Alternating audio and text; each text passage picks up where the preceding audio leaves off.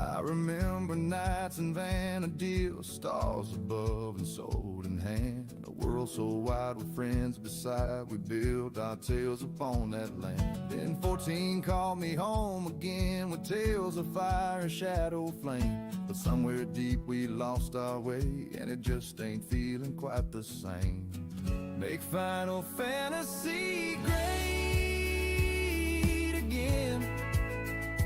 Not just pixels, but a place for men and women to dream, to fight, to laugh, to win. Let the world feel real, not paper thin. Leave the wars and tweets outside the inn. Just give us magic, steel and kin. Make Final Fantasy great again, or give us one that will begin. I ain't asking for no safe space, just a world with hard and honest stakes. Not some boardroom checked illusion built on fear or some backlash quake. Let us speak, let us role play free. Don't cage the soul of fantasy. We ain't your brand, we're your believers. Tired hearts and midnight dreamers. Make Final Fantasy great again. Give us dragons to make us believe again. Taverns full of tales and sins, not some sterile corporate spin. We ain't fighting in your culture war, we just want what we came here for. Make Final Fantasy great again, or let a new one rise and win. Remember the thrill of that first crystal shine, or the first time your healer saved your behind. We ain't lost, we're waiting in line for the game that honors its bloodline. So Square Enix, hear this song. We ain't mad, just been waiting too long. You had the keys to hearts and minds, don't trade them out for shallow times. If 40's grown too big to steer, then blaze a trail, start fresh and clear. Call it Final Fantasy Online, where the world and soul align. From the chairgate mess to the parson wars, to the folks who treat add-ons like crimes of war. Say one thing wrong and you'll find your name dragged through Reddit like you brought the shame. Harass, report, then gaslight too, while preaching peace from their FC pew. Nice community, by the way, is that what the devs meant back in the day? Make Final Fantasy great again. Craft a legend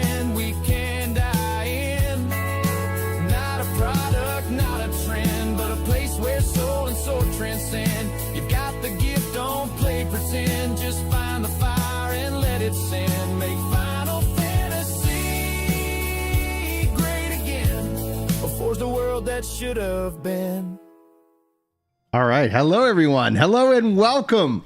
My name is Brian, and today we're jumping back into the world of Final Fantasy XI. It's truly an incredible game, having lived as long as it has, and a part of me is always rooting for them to reinvest and really spend some time in this game. In fact, I think with all the recent Final Fantasy 14, connections, and with they have the raid series, I'm seeing positive and negative about it. Honestly, watching the live stream and them going through the new upcoming raid with Sanadoria, I was like, oh my gosh, this makes me absolutely want to play more 11. Like, oh my goodness, how incredible would it be? What dream of dreams if they were like, yeah, we've already done a lot of the assets. We've already put in a lot of the work. How hard would it be to then just transition the game into, like, at least if nothing else, the 14 engine, so you would have some of that quality of life, you know, some of the controller stuff, some of the being able to rearrange your HUD, but keep Final Fantasy 11, Final Fantasy 11. Good morning, Randy. Thank you for being here. We were actually having a little bit of troubleshooting earlier. So something happened. Anyway, PC reboot fixed it, and it reminded me that I should probably always try to reboot my computer before attempting to go live. But we got everything working, and today we're going to see if we can't get Blue Mage to 99. We unlocked it last time, and we've been working on sub-jobbing, so my ninja is now at 50. Also, whether you're watching here on red, if you're watching on purple, or you're watching on green, thank you so much for being here. If you're watching this as a VOD, you truly are a legend. Thank you guys so much. Those like buttons and comments, especially on VODs, are extremely helpful. But also in some fun news, we just had Lama Todd on the podcast just yesterday, and at the end of the show, he told me like about a special thing. So I'm now actually a Twitch partner. I'm sorry, not Twitch. I've already been a Twitch partner, a Kick partner, a Green partner, and what's interesting about that is the incentive structure there. I'm not gonna lie. So if you watch wherever you want, green, red, or purple. However, I'm gonna say like if you guys don't mind checking out the green. It is wild. It is absolutely wild. So thank you regardless for all of that. But all that being said, hanging out in Discord, going to be with you guys for the next couple of hours. It is bright and early Saturday morning. And that's just usually the best time that a dad can find time to play games uninterrupted. Rand is playing PSO 2 New Genesis. Dude, I love me some Phantasy Star. I need to find some time to get caught up on everything that's there. Hey, listen. Brian? Hey, good morning. How are you? Not too bad. How are you? What are you doing awake so early in the morning? Saturday morning, man. This is when we stream. Oh, well, okay then. No, I'm awake because I have to work in about an hour. Well, there you go, man. Working on it. Yeah, give or take. Give or take. Give or take. I was doing some. Yeah, I mean, I was doing because I've been getting into streaming again. I've been streaming any chance I get up. Yeah. Actually, I find it so it's easier to get up to go stream than it is to go work out. But right now the gym's closed, so I was like, yeah, Saturday. Well, because it's like if I was up streaming and not working out, there'd be a level of guilt that I was like, all right, I need to get my priorities right. But it's like, oh, I can get up. But you get up. I can get up and yeah.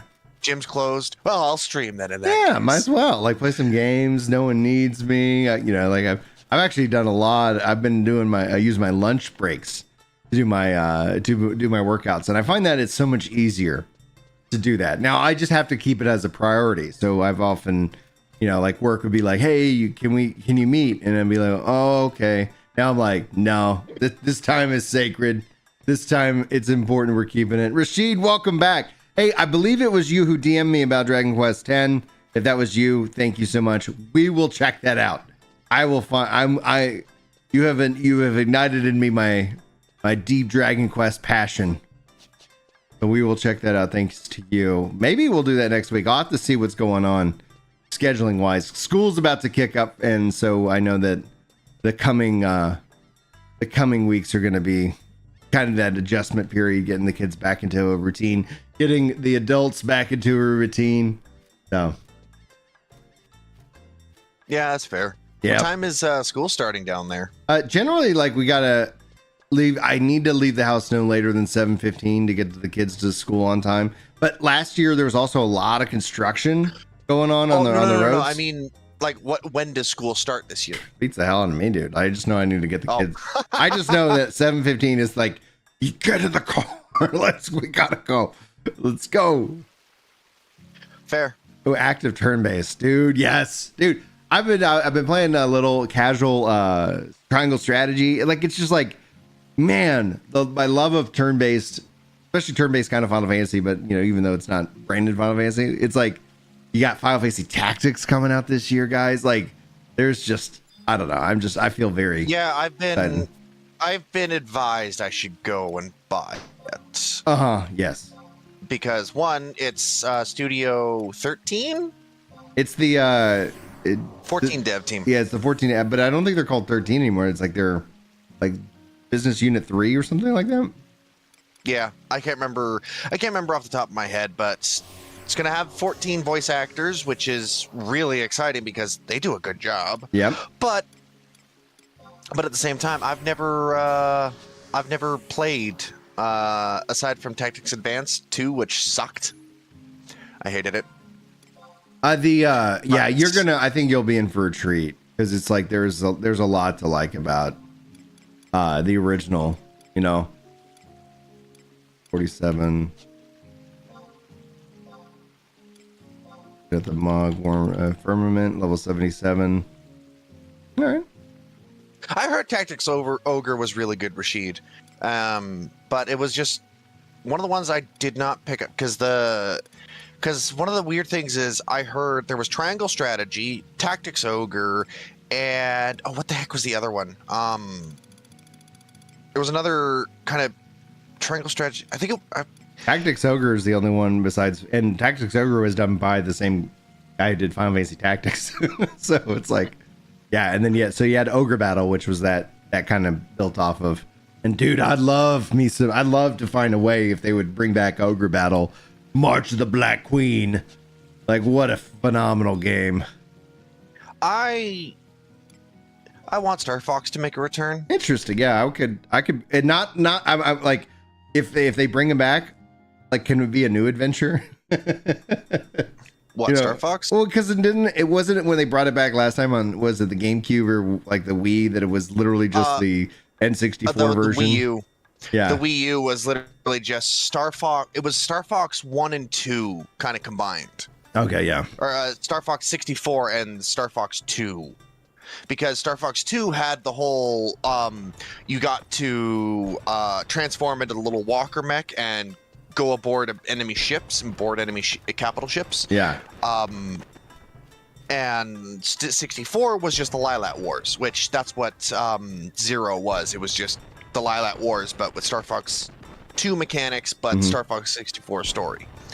And I mean, that's all well and good, but I miss when we had Star Fox Assault, Star Fox Adventures. Adventures being, you know, a kind of Legend of Zelda Star Fox experience, and Assault being more of a shooter. Yeah, experience, they could put the characters in the world and make any kind of game out of it. It wouldn't have to be like what I think of with Star Fox 64.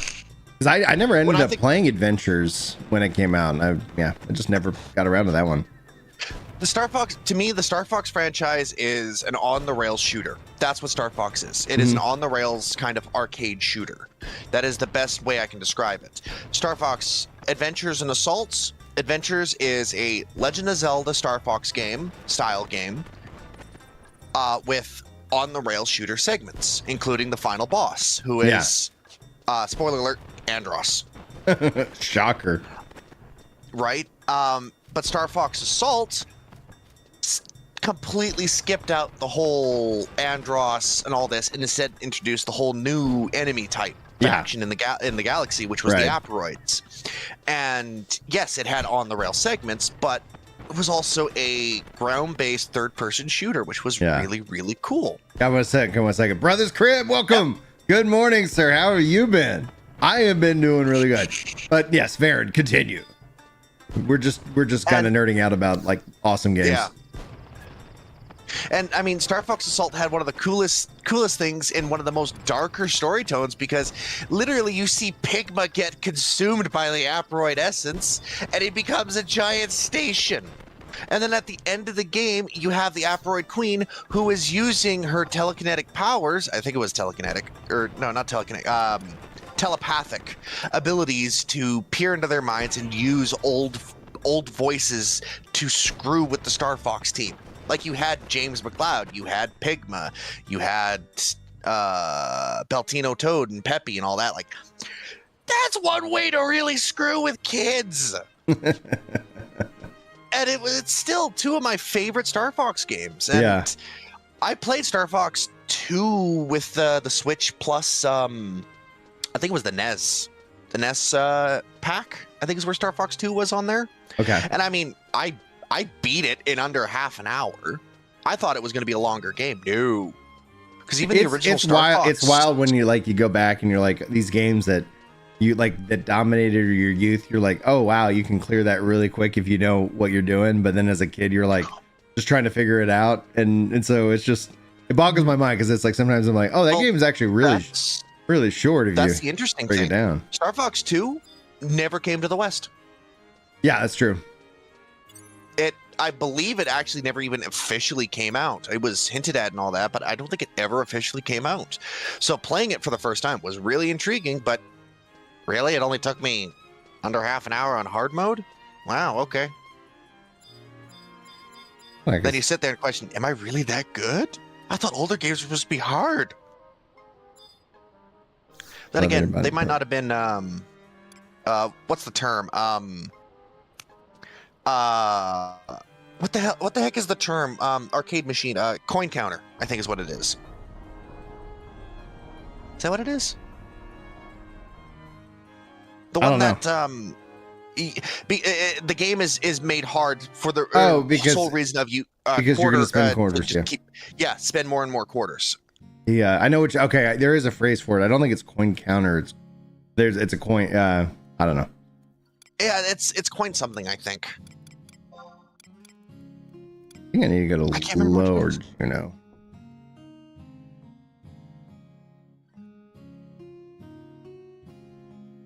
I know there's coin op, for meaning coin operated, but yeah,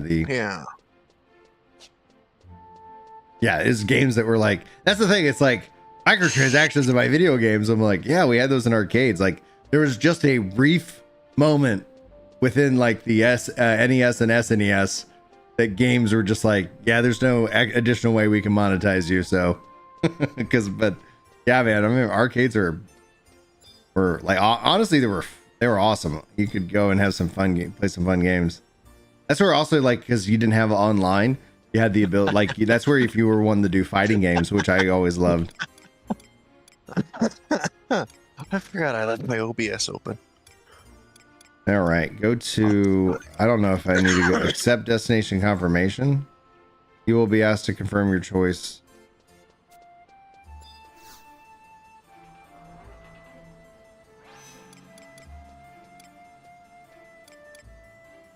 And go.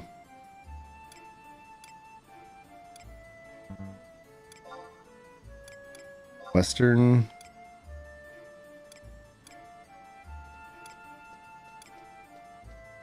I don't know which one I want to go to.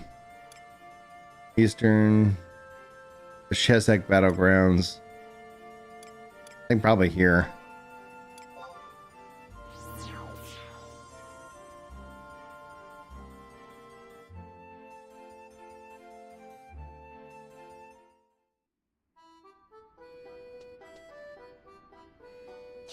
And of course I don't have the map. All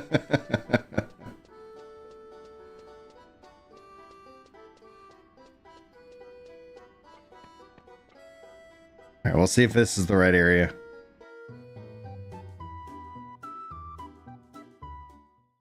Dude, the music, man. The music in this game is so good. All right, let's see here. Bring out my trusts.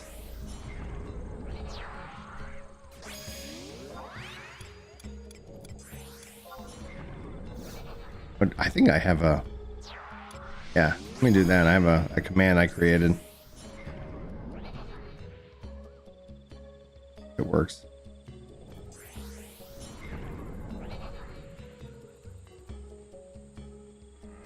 Here we go. There we go. Dude, that's always the case, Randy. We're like, oh, I'm gonna play this, dabble in this, dabble in that. I'm just kind of finding like, you know, like with this, no rest, and then just playing and dabbling on my Switch. I'm like, gaming is good. I'm having a good old time. I mean, streaming has helped me kind of stay focused on playing just a select few games. Oh yeah. Like the ones that I've been doing recently is, well, Fallout 76, because a buddy of mine conned me into picking it up. I've heard good things. I've heard they've done. He conned me. Oh really? Because it's like I've heard like it's, you know, good things like overall. It's better now than it was. Absolutely. I played it on launch and it was horrendous at the time, but now it's way better. It is actually genuinely pretty fun. Yeah. But I still want to play it with somebody else. Because now at this point in time in its life, the game is literally just multiplayer Fallout. Nice. There's nothing wrong with that. So it's pretty good. Fallout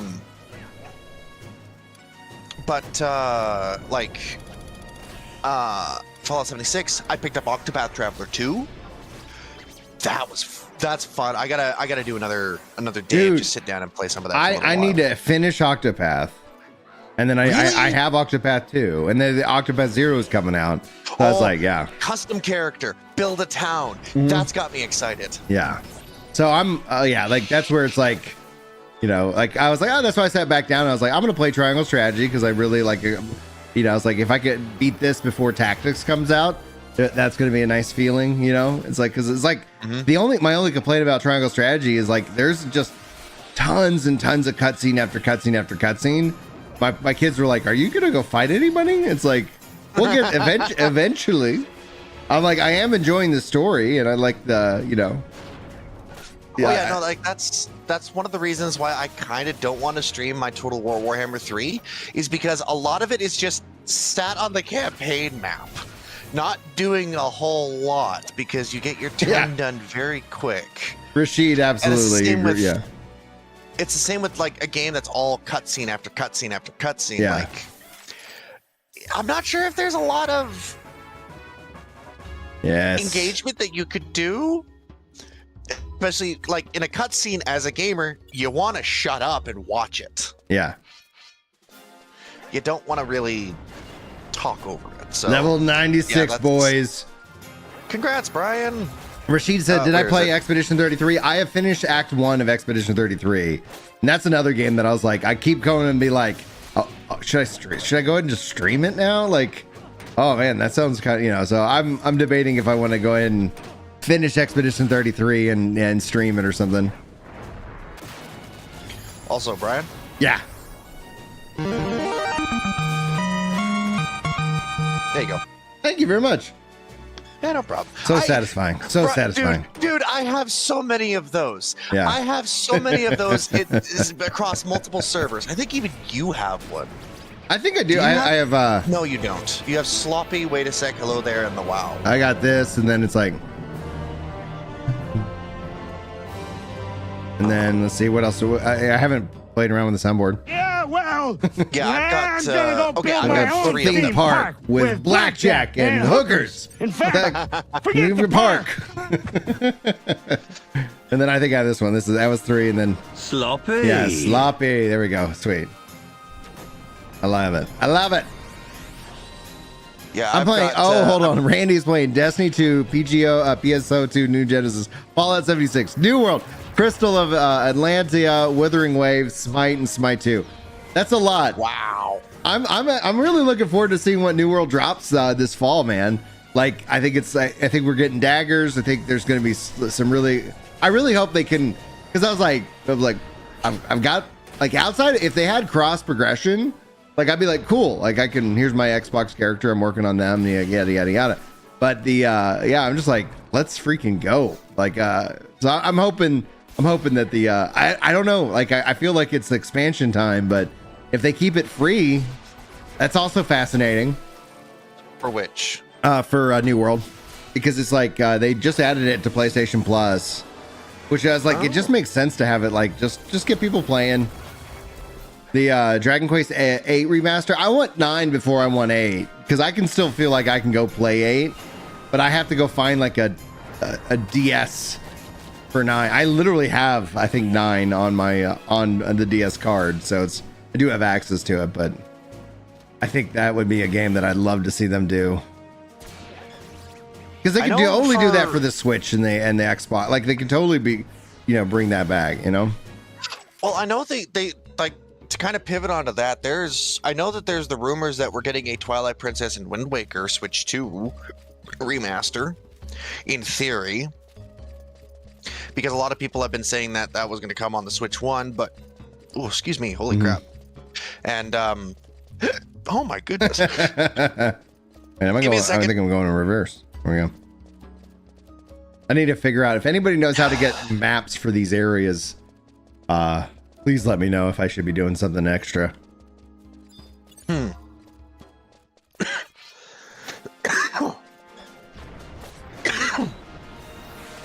But yeah, I know that we're gonna be getting, like, in theory, like data miners said that we would be getting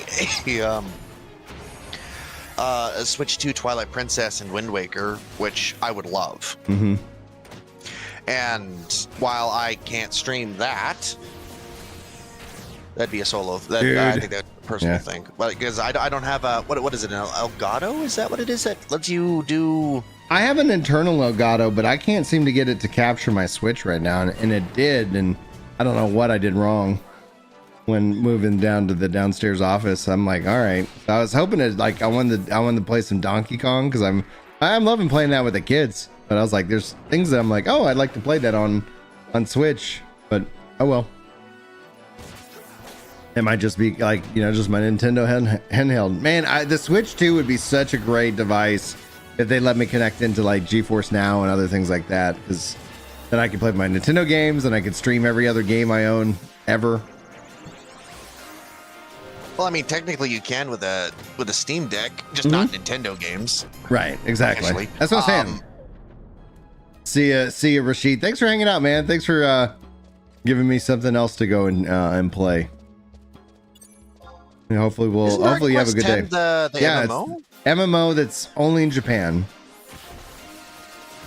But it's apparently somebody's got it patched for the English. So he was telling me all about it. So neat. yeah. That's neat. Oh, well, that reminds me of Dragon's Dogma Online. Yeah. English patch that I played with a buddy of mine. And same with Monster Hunter Frontier, which that was fun playing that. I still have it on my computer. Haven't played it. Might stream that one. Not sure. Oh, wait, that would be a fun. Old school. Ideas for later.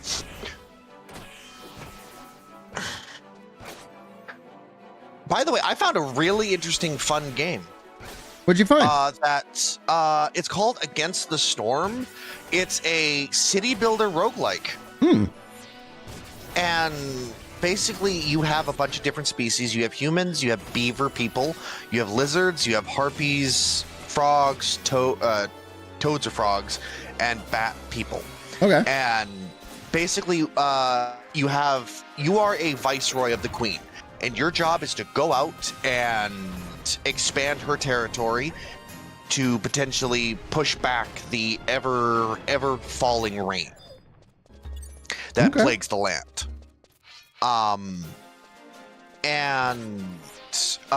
It is a roguelite, so you get different blueprints every time you go and make a new town.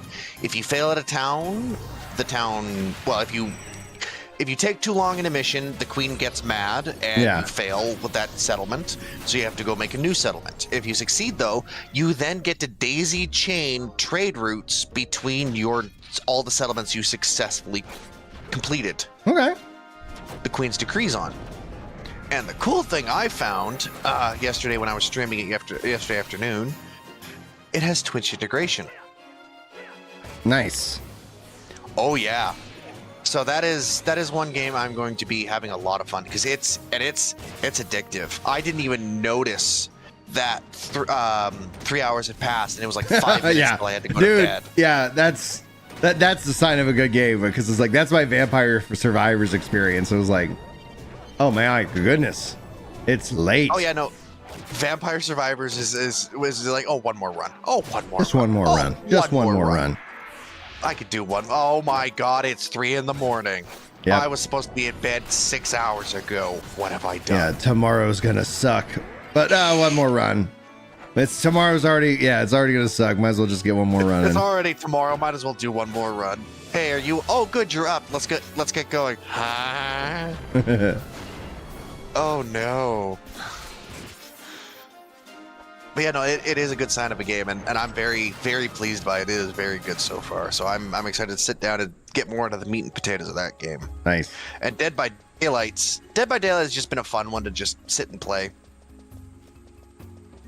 That one is fun. I like the Xenomorph and Springtrap are really, really cool. Mm-hmm. But I don't go for kills in Dead by Daylight. I just hunt you and poke you and then just let you go and then torment you. And that's more fun than just trying to go for downs and kills in Dead by Daylight. It really is. It's just a lot more fun to just hunt and torment. Yeah. Just always being that ever looming presence watching. Like Ghostface. Woohoo. Although the Xenomorph is really fun in that game. They did really good on that thing.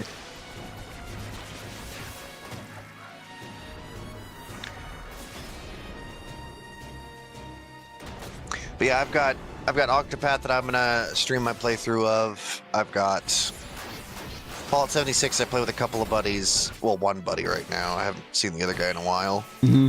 And then Against the Storm, I haven't really done. I clicked the wrong tab. Haven't really done much else. Like that's been kind of like the big.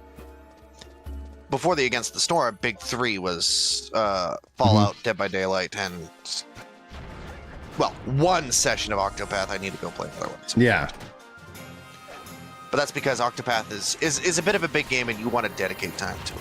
Yeah. See, I got pretty far, but then I've been like, because that was on when it came out on the original Switch, so I have it on Switch. So my progress is still there, but I was like, yeah, I kind of want to just do, because like with Xbox and play anywhere, it's like, because like if it's on the Switch, and then right now I can't connect my Switch, like what's going on? You know, it's like, let's see if I can't figure that out. How far did you get in Octo 1? Chapter 3. For all 8 characters? No, or just your for main like character? my main characters. Your main 4, okay. Yeah. Who'd you have as your main? Who'd you pick as your starter? I went with the classic, you know, hey, what was his name? What's the main, like the guy's got that really great voice, that knight? Ulbrich. Ulbrich, yes. So Ulbrich. I chose Tressa. Oh, the Teresa, dancer? Tressa? No, the merchant. Oh, yeah. Okay. I chose the merchant as my starter. Just because I decided, you know what? She sounds like she's got the funnest start journey there. Because holy crap, was the dancer and the thief dark. Mm-hmm. Especially the dancer. Oh, yeah. But who was the rest of your party? So dancer, mage, and healer. Been that long, I can't remember names. The priest. Yeah. Yeah, that would have been Ophelia. Ophelia, Cyrus, and Primrose. Yeah. Okay. Yeah, mine was Teresa,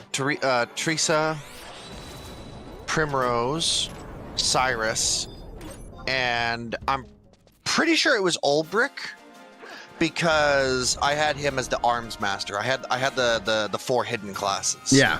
Jobs.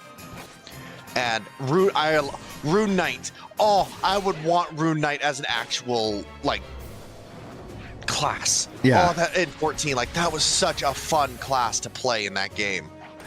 Oh, and Teresa as the Rune Knight was so fun.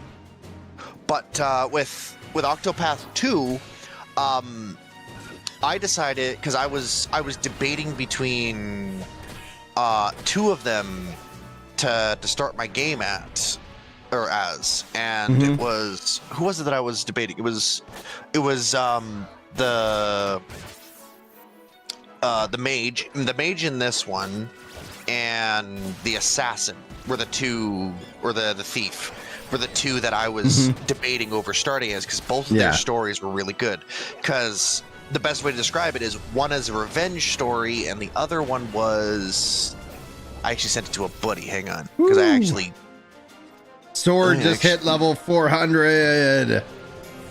Oh no, it wasn't the thief. It was the apothecary in this one, because the quick synopsis of their stories is the scholar revenge story or the apothecary amnesiac. Okay. And the amnesiac idea, I love that idea of an amnesiac story. I always think that those are some of the coolest, you know, kind of stories that can be driven however they go. But a good revenge story is also amazing. So I sat there, and I think I actually debated on stream for like half an hour trying to pick between the 2, because they're both so, they're good ideas. So I eventually settled on the scholar, and holy crap. Yeah. You'll see it when you get to it. I don't know which character you'll pick for the second game as your starter, but I haven't. I honestly, I I kind of lived in I was like, I kind of avoided anything about the sequel. I bought it. I was like, I'm going to support, because I want to support these kind of games. Like, yeah, I don't know if you saw the news. Like, obviously right now Square Enix is, their court, like all their numbers are way down, you know, in terms of game sales. And it's like, yeah, it sucks. But, you know, with Tactics, it's like, my plan is I'm going to buy it on Switch, on Xbox, on Steam, wherever, and then might give away several copies, just so it's like, please, this is an incredible game. Let's make more of these, please.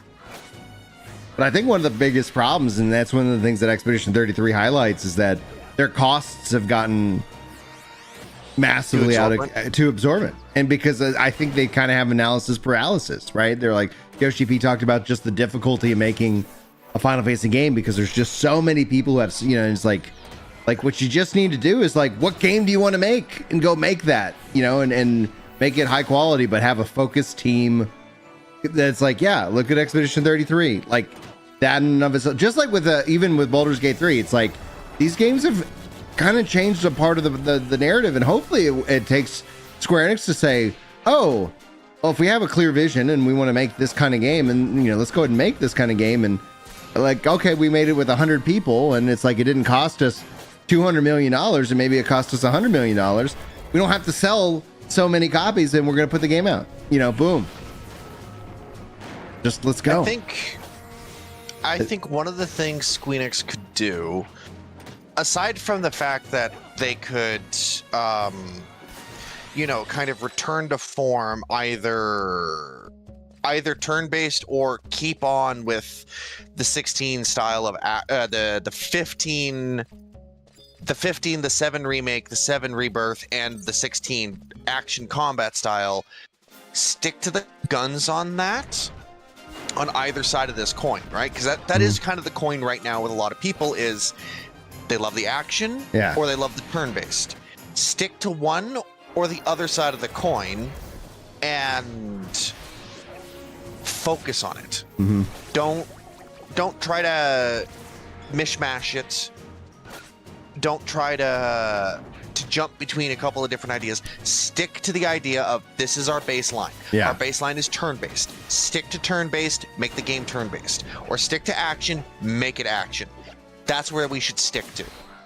I think if they did that, because I haven't ever sat down and played Final Fantasy Origins, but I hear people talk about that. You know, good Strangers positive in Paradise? Yeah.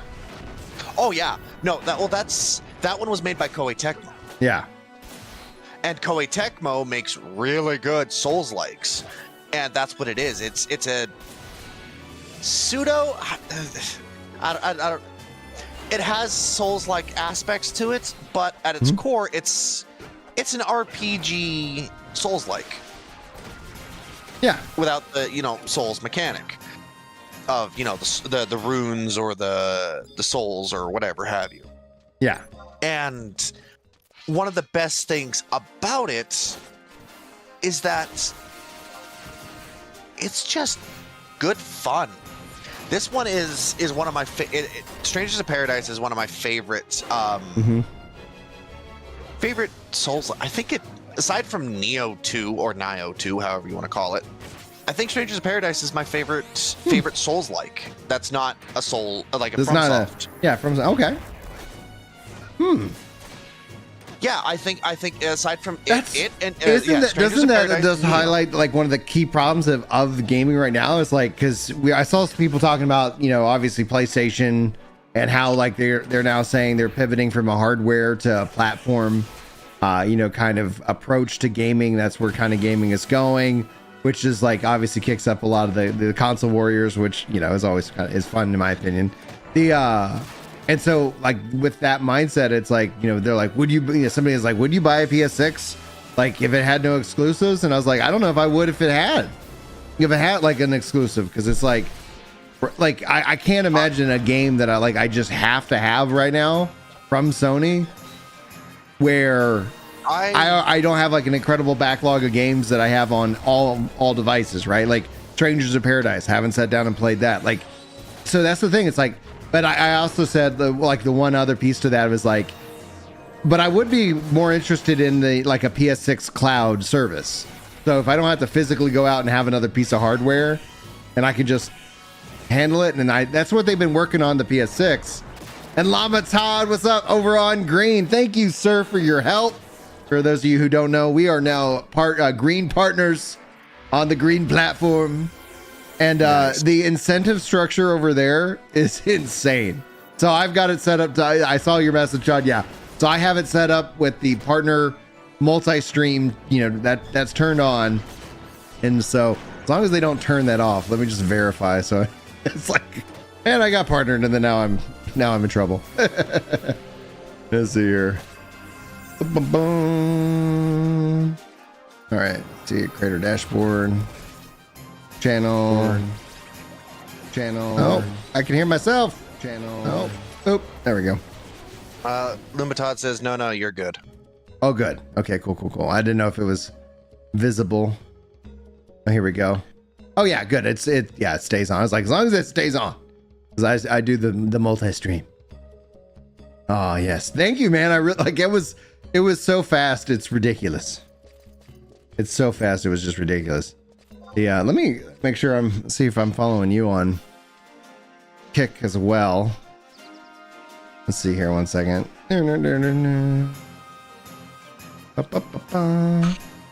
right. Oh, yeah, there we go. How do I? Yeah, you better or else, he says. I better or else. Fair. Why won't it let me click on your name and just like let me go to your channel? Oh, there it goes. Sorry, I'm an idiot. There you go. Now I'm following. Brian, don't be like that to yourself. Oh, well, it popped out to the left. I thought it was gonna pop out like on top. So there we go. Let's. Oh, my mouse is being weird. There we go. Boom. There we go. I got the Todd on follow. But yeah, man, that's the thing. Like, people have like, oh, just email your rep. I'm like, my rep? Because like on Purple, like it's Ginger Prime TV, and I'm like, there's somebody who already it's like, and they don't use it. Same thing on YouTube. Like, I just need to figure out who the hell I need to talk to. Are you calling them by their colors, red, purple, and green? I heard a theory, and I wanted to test it out. It's like that. It's like because of how like AI can parse things like that. That on the YouTube platform, it's like it deprioritizes you if it's like go watch over on insert X platform.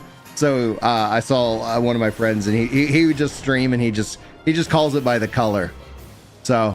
Yeah. And then I was like, what do we call like X? Black? Because that's it's like blue.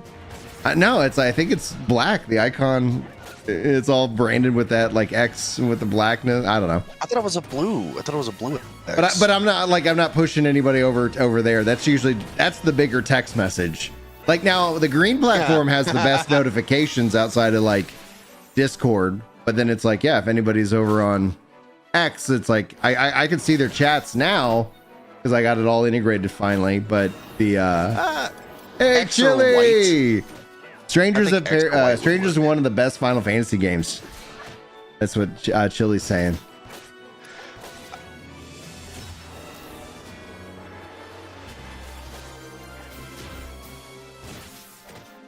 There we go.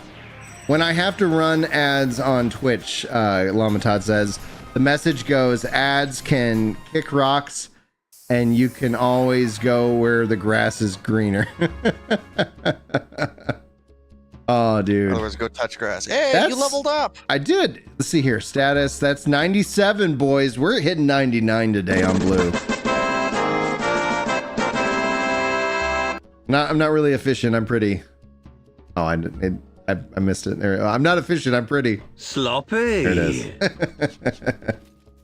Dude, 11 is such a great game, and it's so fun, and they're still supporting it. And my thought is like, especially with our like what we talked about yesterday, Todd, with like my frustration, our frustrations. It's like, I need. How can I communicate to Square? 11 is like, oh, I should financially support 11 and play and stream the game that I want them to do something with. Like that's the best way. That's the only real tool in my belt, you know. Do you think that 11 should get a Realm Reborn?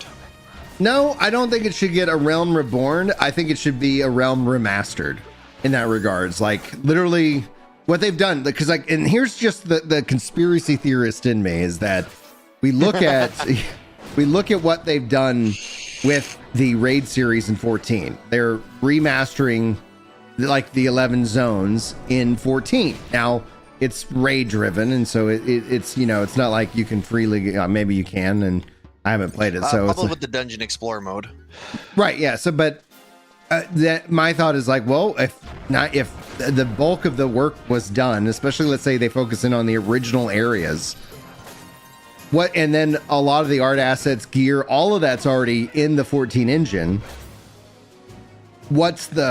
How difficult would it be for them to kind of port the core of the game into the 14 engine? I think that would be ideal, in terms, especially for continuing long-term support. I think it's, if they do that, it's still important that they got to keep that sandbox Final Fantasy 11, game loop, but you can have the trust system, you can have these different things, you have the open world, and then, oh dude, the real dream though is that, from like what we talked about, like with like, if it's not about servers, but it's just about putting people into zones, just like Guild Wars 2 does. Like, all right, we're gonna say like every zone we want to make sure that there's at least 100 players, so they would make another, and maybe it could go up to 200 players per zone, and then if that zone's really popular, then it would just create another instance of that, another channel of that same zone. But it would always make it feel like, that's one of the things that Guild Wars 2 does so nicely, is like the open world always feels so alive. You always feel like you're there with other people.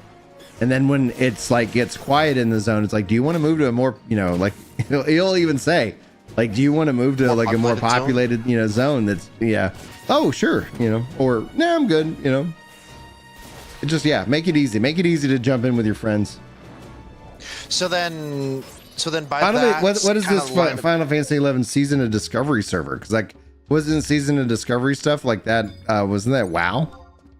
Todd? Anyway, go ahead. I think it might be a private server. It might be a private server. I'm not too sure. I know they did. I've played on a few private servers, but I'm this is retail, so I was like back on the retail. I tried out Horizon there for a little bit. And I know I did grab 11 for a little while there, but trying to get through the stupid registration to get into the game was annoying. That was the biggest pain in my butt. Yeah. But so say we pivot off that idea that they port the assets and kind of work off of that. Mm-hmm.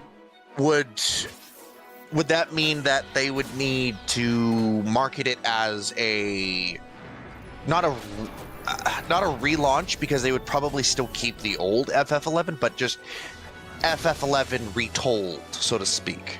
Yeah, something like that. But in my mind is that you would bundle it all under the same subscription, in a way the same launcher. So you would say, I want to play 14, I want to play 11, whatever.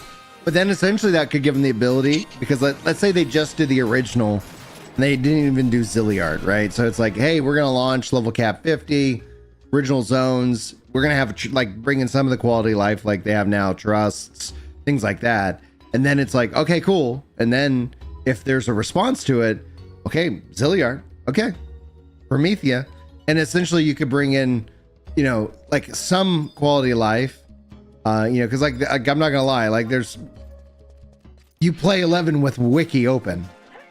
There's some level of compromise that 11 players would need to get behind, and I think it could be a good opportunity for them to blend the sandbox and the theme park. So you keep the core sandbox game as it is, but like with the storied missions, like you could get a little bit more handholdy in helping new players who've never played a sandbox MMO kind of be guided into that experience through the use of the quest system, where you're not using it for XP, because you don't get XP. Like you're literally like, oh, how do you level up? You go grind on mobs. Okay. But quests are going to unlock, features and quality of life, etc. for you. Well, one of the ideas I could think of, say there is like a kind of guided quest system for the first idea, is, say for the first first half hour, it holds your hand, it teaches you how to quest, and it says you need to read, like you need to read this stuff, gives you a big old screen pop up that takes over your screen saying, hey, this is a sandbox game, you need to read. Yeah. And so you read it, and for the first half hour it teaches you how to do that using these kind of screen size pop-ups that teach you some things, meaning you need to read and all this. And then once it's done that half hour, well, you're done. Have fun. You can now play the game. It is now completely open to you. Go have fun. This is a sandbox game. Enjoy yourself. And maybe a little like footnote at the bottom of it. By the way, to level up, go kill mobs. Yeah, go kill mobs. Go kill mobs. Yeah, it's a challenge, YouTubey. It's a challenge, right? Because there is a level of which that, like, adding in the ability to customize my HUD, like I don't find like a problem with that. But if it was like completely like, hey, we put 11 and we're gonna make it Final Fantasy 14.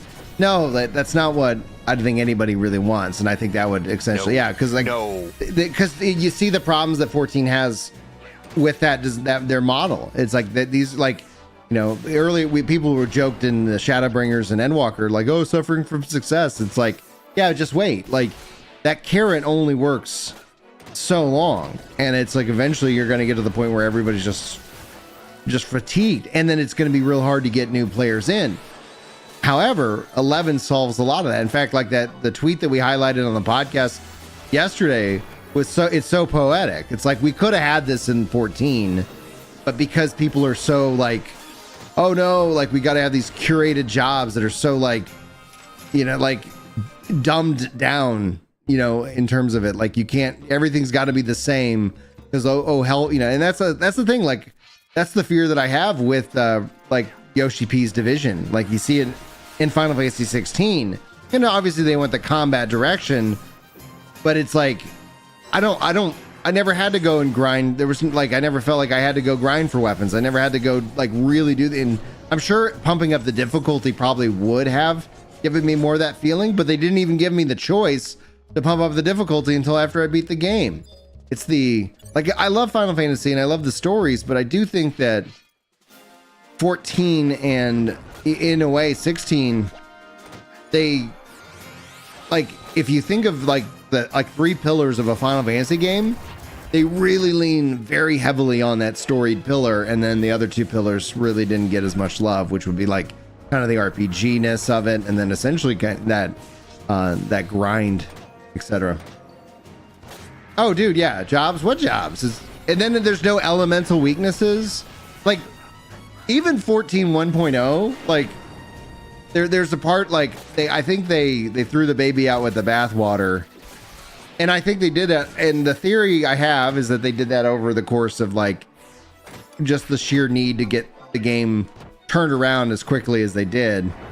And so it's like, yep. And then the long-term effects of that ends up being, spaghetti code. Yeah, spaghetti code, tech debt, etc.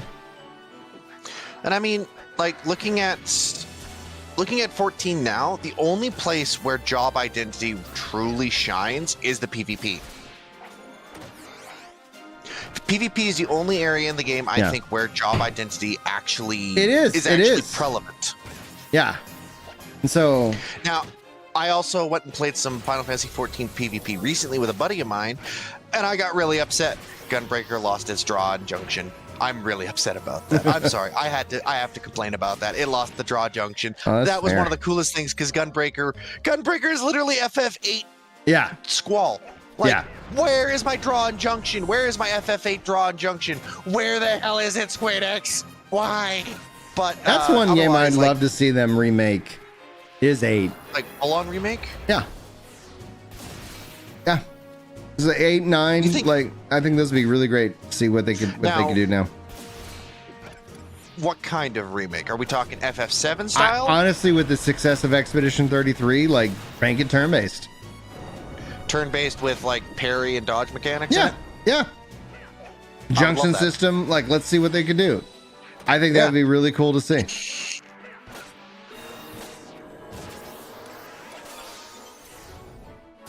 Yeah, like I wouldn't mind some of the Final Fantasy 14 engine quality of life stuff, like HUD, use like party management, like just some of the things like that. I think would be really nice to see.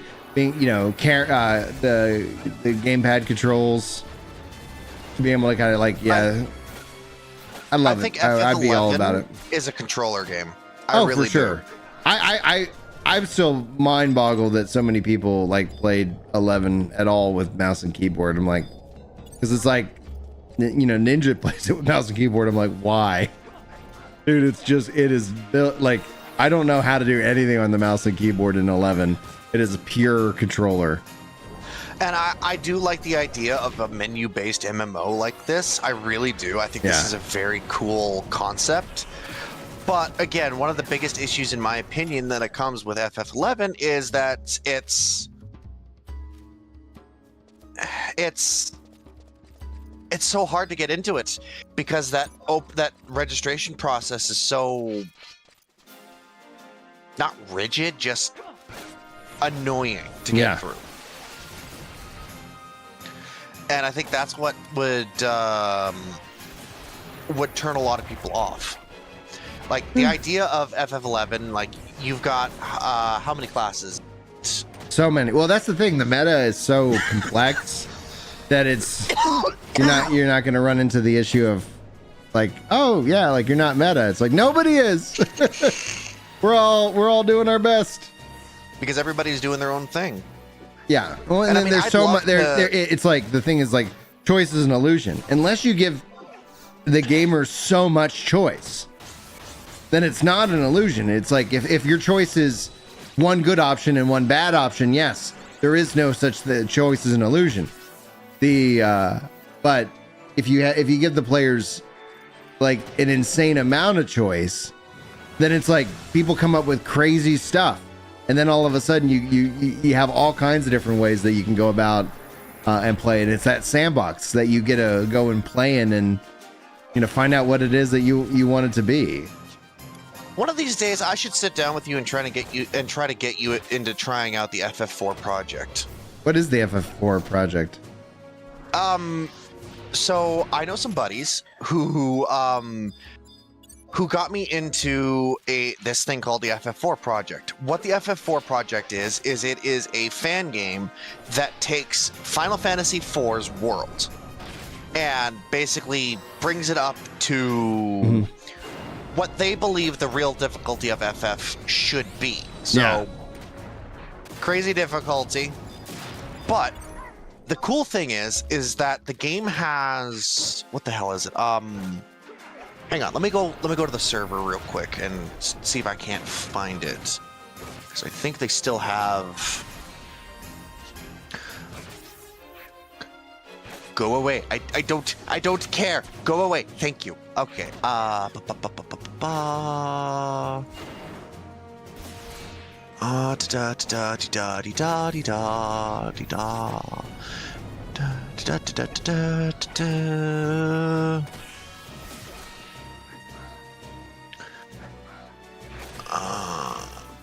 Where is pinned?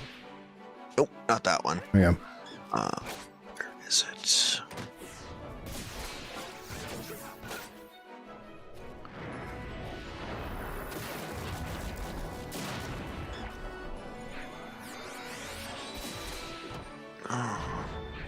There's the back.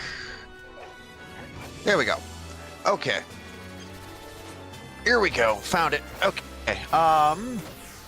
Okay, so the really cool thing about this game, sorry about that, I had to try and find the actual document for this thing.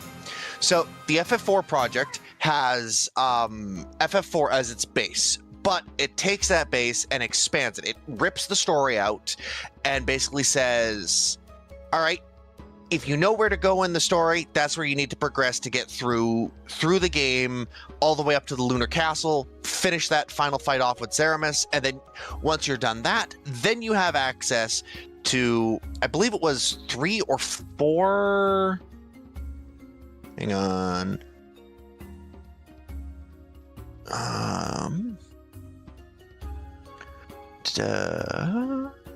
Where is it?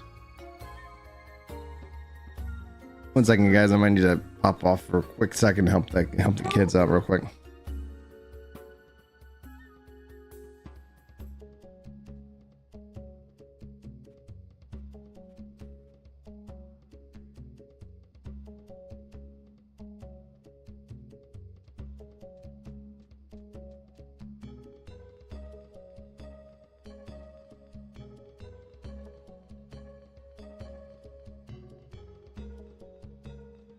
One second, guys. Okay.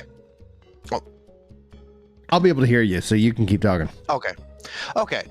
So, the best way I can kind of describe this is once you beat the base, where the base game story would have ended, you have what's known as the post game. The post game has trials. What the heck was it? You got the trials. You gotta get the pink tail by the pink flans in either Lunar Castle or the Crystal Tower. And then you gotta go get the elemental tails dropped by the elemental dragons, which is in Mirror Lunar Castle. And then you have to go to the Sealed Castle in order to get and then there's just a buttload more. Like there's Pandemonium, there's Chaos Shrine, there's a bunch of other like hidden bosses and everything. It's basically just a big love letter to the Final Fantasy franchise, but built into Final Fantasy 4. Kind of it takes YouTube. It kind of takes the it takes FF4, FF after years, and then puts them together, but then rips the story out and just says, "Go explore the game." And then once you've done exploring the game, gone through all of, from point A to point B with Zeramus at the end of it, in Mirror Lunar, then you go and have the post game where you have Pandemonium, Chaos Shrine, the trials. You can go fight Go-Go. You can go fight Gilgamesh and Enkidu. You can go find Shinryu, who's a jerk. You can go fight. High-In. Just there's a whole buttload of different post-game stuff in this game. And the game has they've added more. They've added more. Ooh, they've added more. Ooh.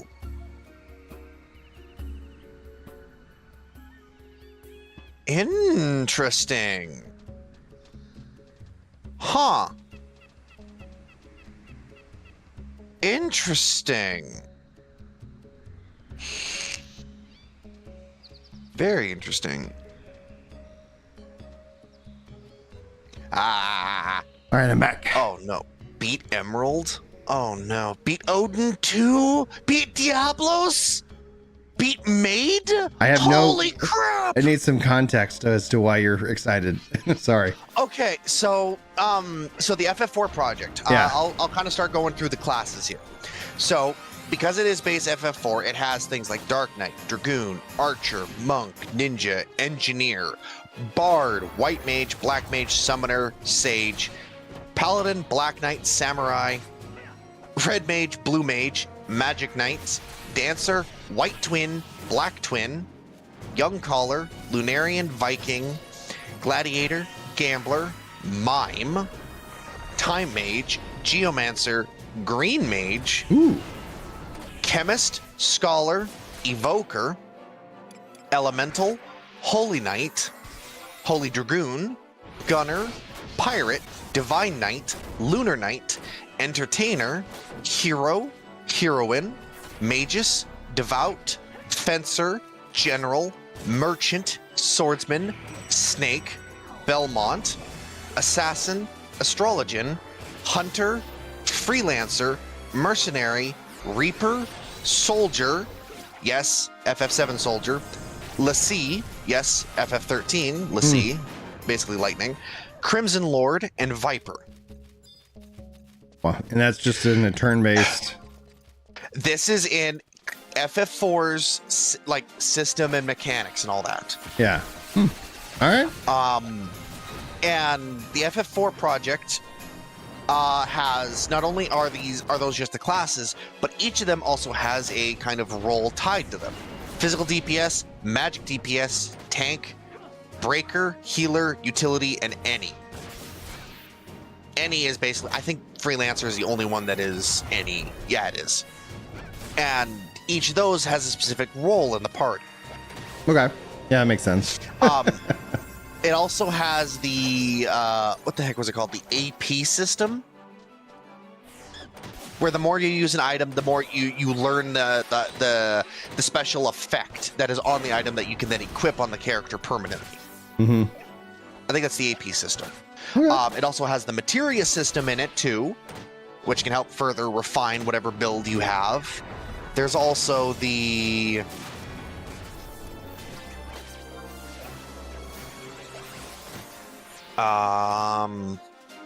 there's also the, what else was it? There's the trust system, which How would the trust system work in a turn-based RPG? It's literally just more party members. Okay. But you can set up what the heck is there's, can you open up your trust menu on FF11 in the field? Yeah. I just want to take a quick peek at your trust system, because I wonder if, can you set up like commands and things for them? No. In there? No. They do No? their thing. Right. Yeah. That's the thing. Okay, Like, so- that's where it's like the dream would be in my mind is that imagine if these were all my characters and then I could equip them, change the job, really like, cause that's what people do in 11. Cause it's like with botting, it's like they'll just have like, oh, here's me and I've got all these other account characters, So- and then we go out on in a thing and they all kind of follow along the script. So the really interesting thing is that there are two ways to use the trust system in 4 Project. The first one is they're just party members that you control.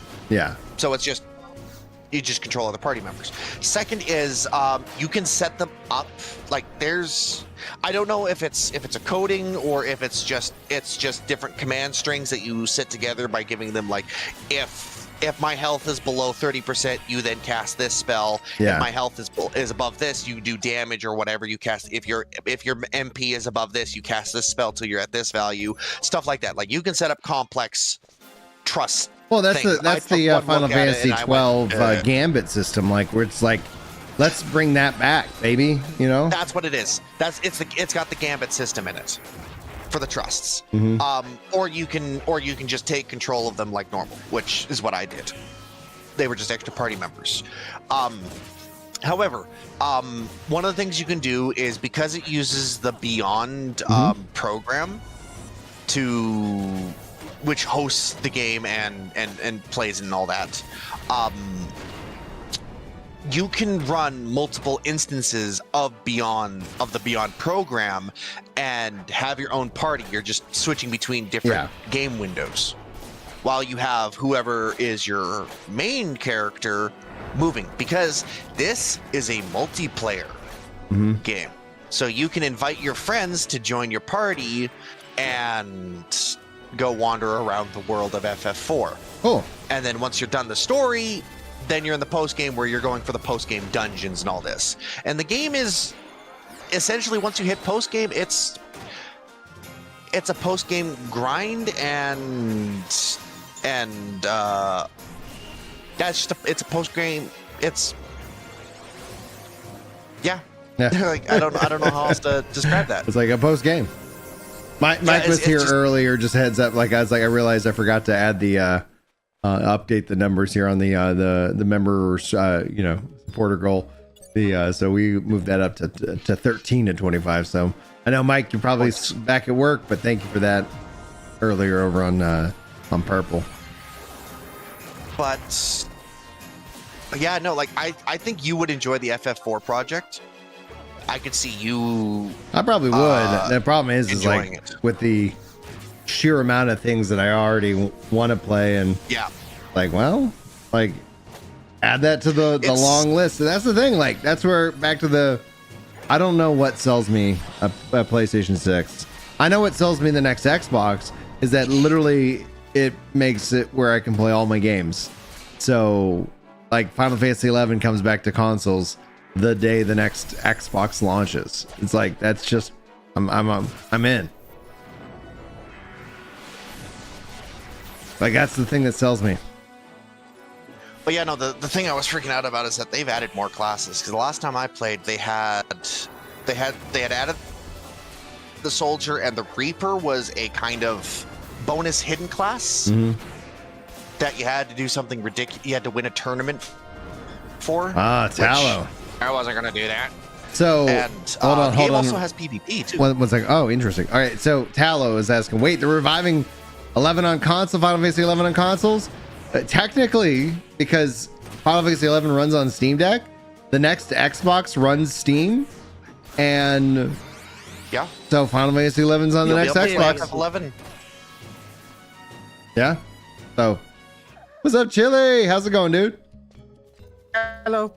Good Not bad, morning. thank Good you. morning. How are Good you? morning. Doing good, dude. I think level 97. We're getting closer to my first 99, which is so satisfying. Yeah, 97, and yeah, we're gonna be 98 here soon. It's happening, man. But so Tallow, yeah, because next Xbox runs Steam, I don't see why Final Fantasy 11 won't run on it because it runs on Steam Deck. So it's like, I'm through. That's what I was like. That's what sells me. You know, like, just let me play my games. Let's go. Aside from the fact that you can play PlayStation exclusives on an Xbox, which I think is absolutely hilarious. It's gonna be interesting. Although I did hear that I mean, they won't PlayStation. exclusive anymore, right? What's that? I heard. I was just What about we to say. can Although I heard that PlayStation said they're not doing exclusives anymore. What? Hold Well, I on, don't think they're not hold doing on. exclusives, but they're looking into it. Because I would argue that when you bring your game anywhere else, like the only, in my mind, like there are a handful, like right currently Astrobot is an exclusive. Is it a timed exclusive? Do we see them bring that to PC or something like that? Nintendo is the only company that has exclusives. Everybody else, they have either timed exclusives or they go the Xbox route where they're like games are just everywhere. So you don't see 11 on the Steam No, store? you can No, find it's it on I Steam, literally am Alan. playing Not on there. Steam right now. This is my Did they Steam. remove it? I can't remember. Hang on. Can you post? Yeah, post a link. Post a link. Links? You should Okay. be able to, but if All it right. doesn't let you, let me know. All right. Yeah, like this is the Steam. You know, like I have it. I could go just to the direct launcher if I wanted, but I was like, yeah. So it runs great on Steam Deck. Now here's the thing.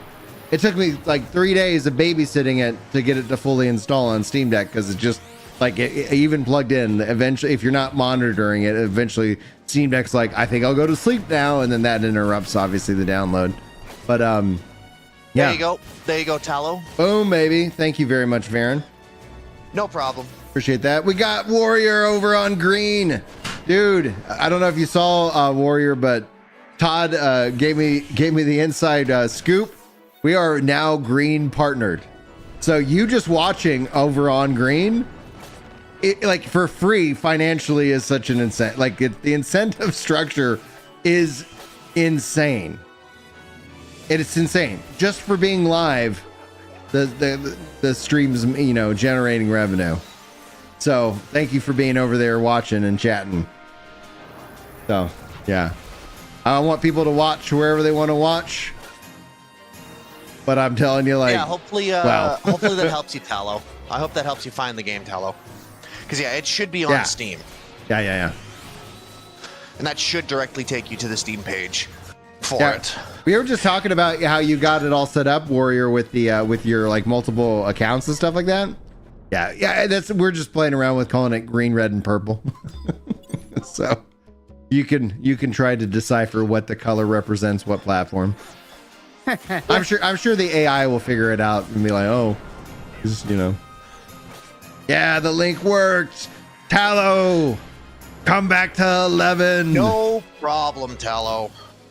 Sean, good morning. What's up, dude? Good seeing you, buddy. So yeah, Chili, what you were saying?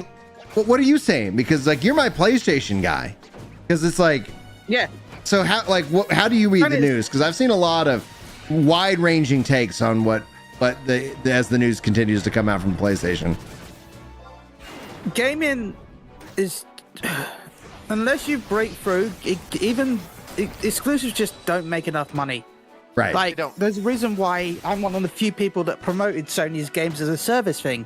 Like, everyone's like, oh, but we want single-player Sony games, but trust me, you wanted at least one of those games as a service to succeed, so that way it brings money in to help fund the.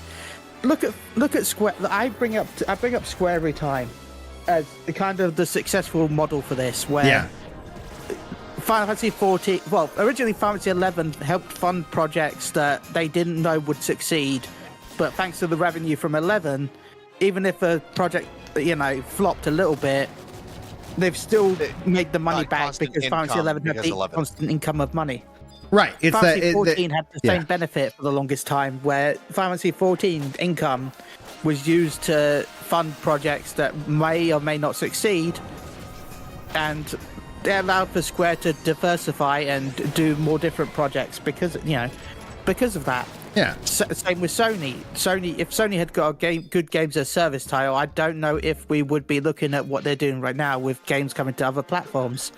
Well, the problem is, so I consoles aren't selling. So I build custom software for companies and things like that. And so it's like, and one of the things that we like in the business is that recurring revenue that makes everything, it just makes things predictable. Oh, we need to have this many resources working on this.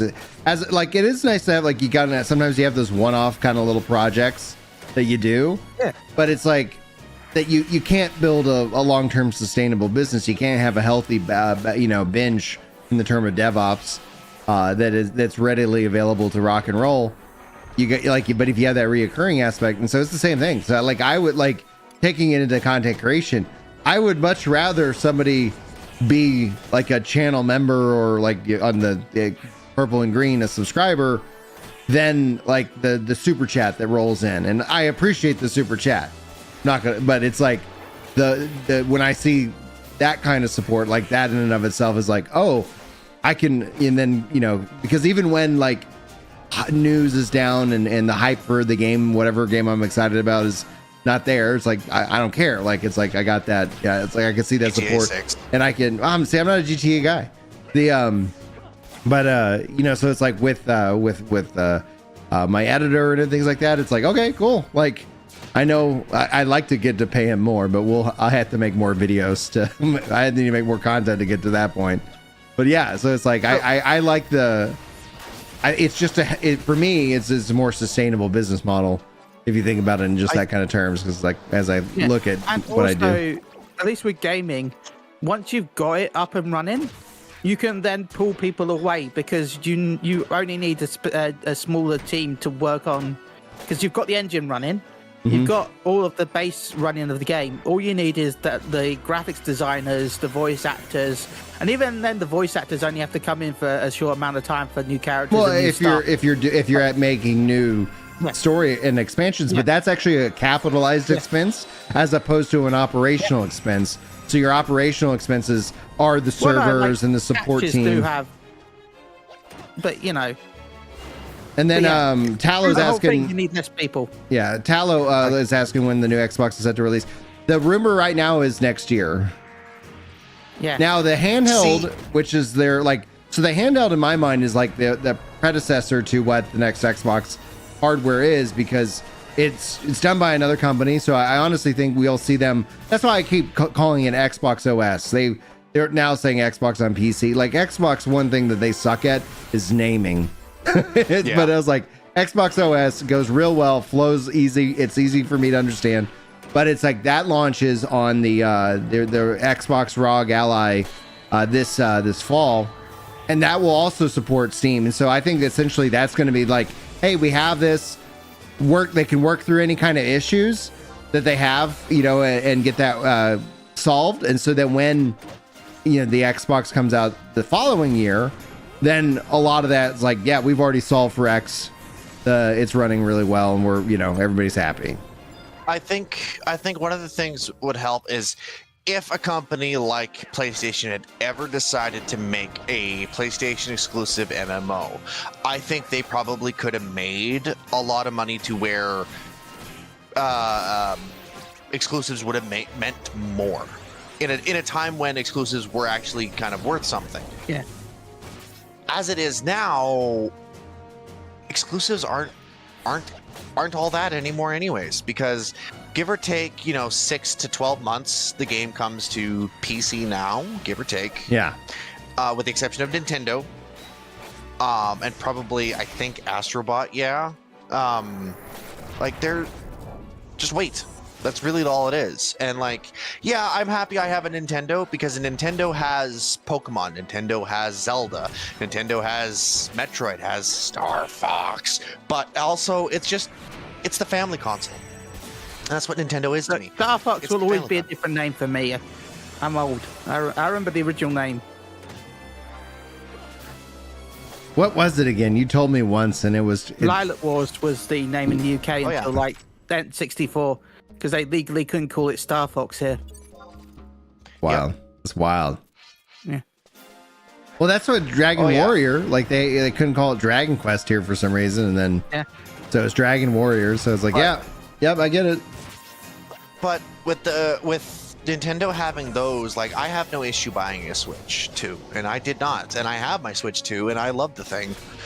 Haven't sat down and really played it much, but that's because there isn't really a whole lot to play that I haven't already played. Like the new Pokemon game, I'm going to be picking that up when it comes out in October, November-ish. And I mean, there's Bloodborne 2. I'm sorry, Born in Blood or something like that. That's coming out next year. There's the new Hyrule Warriors game coming out this winter. Nintendo is finally starting to pick up the steam with their games on the Switch 2, but they're still a couple of months away. So until then, I'm on PC. I've got Octopath Traveler 0 looking forward to, and I think that's actually it. Because just Borderlands, I think for me, really. Yeah, Borderlands 4 I'm looking forward to. If Borderlands 4 is cross progression, I will pick it up on Switch and wherever. I like cross progressions that much.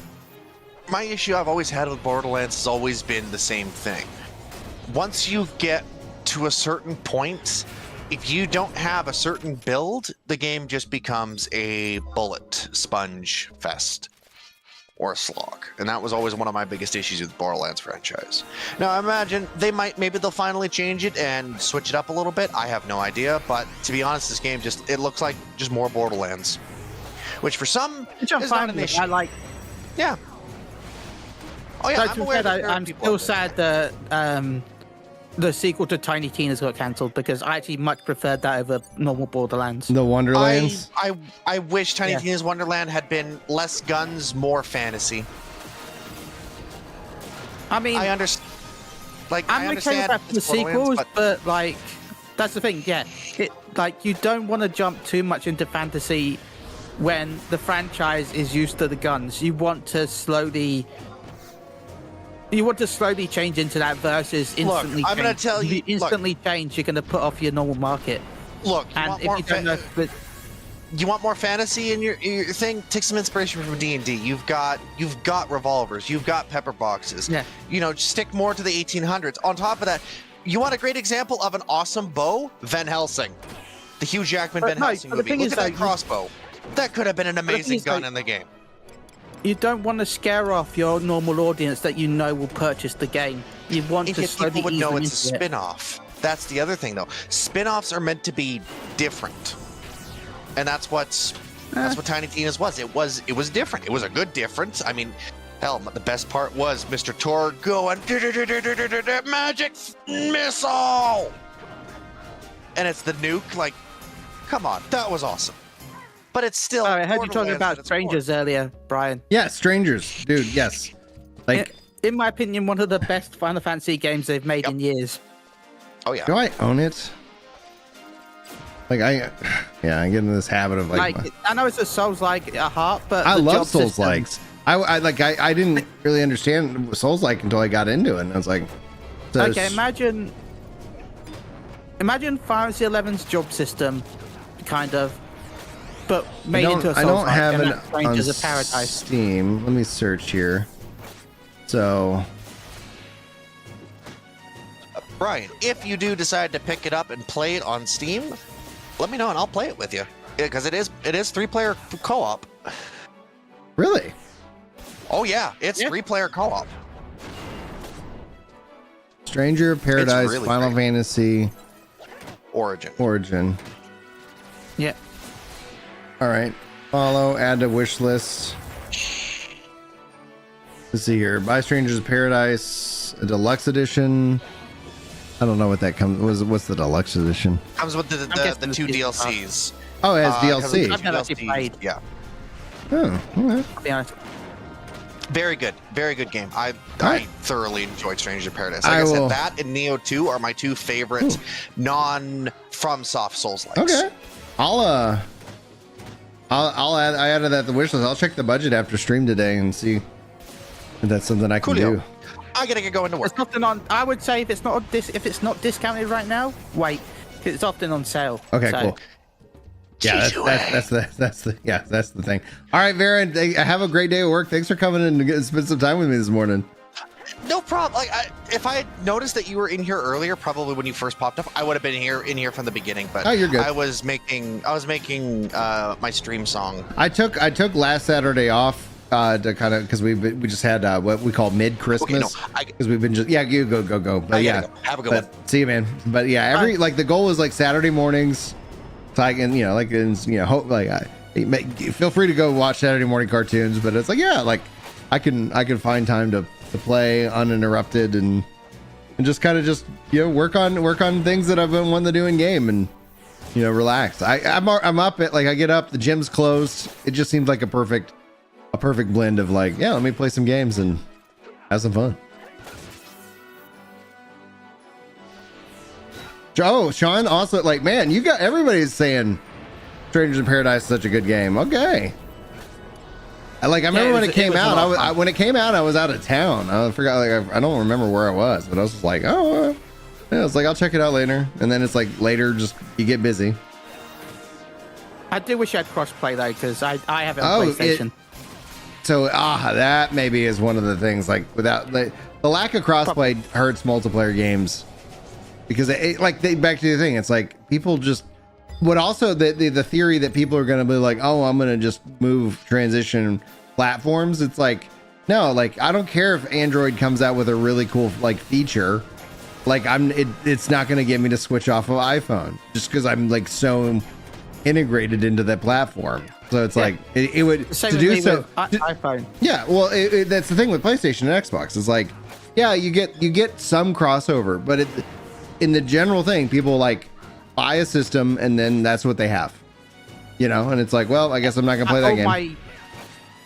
All my gaming history is on PlayStation, so I'm not going to jump over to Xbox. Why would you? But now you don't have to because the games are coming, and they're gonna discover a whole new audience. It's gonna help fund more of these games. It's gonna and hopefully we get to see, I think the only way AAA can scale is multi-platform. I don't see any other which way about it.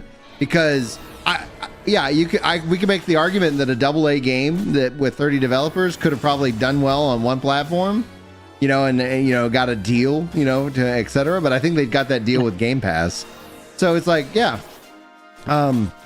it's gonna sell the exclusives sell consoles, and so the people who are well, why would I buy a PlayStation now? It's the thing is that it just becomes an optional purchase if you want it. You already have a device that could most likely play the game anyway. Go ahead. Just think about this. A lot of people, look at how much movies have to make money. Right. Just think about the fact that on average, most AAA games now cost more than a movie. Yeah. Cost more than a movie, and then you limit the theaters that can play your movie. So it's hey guys, that's the thing. That's what it is very similar analogy with Final Fantasy 16 launching exclusively on PlayStation for over a year.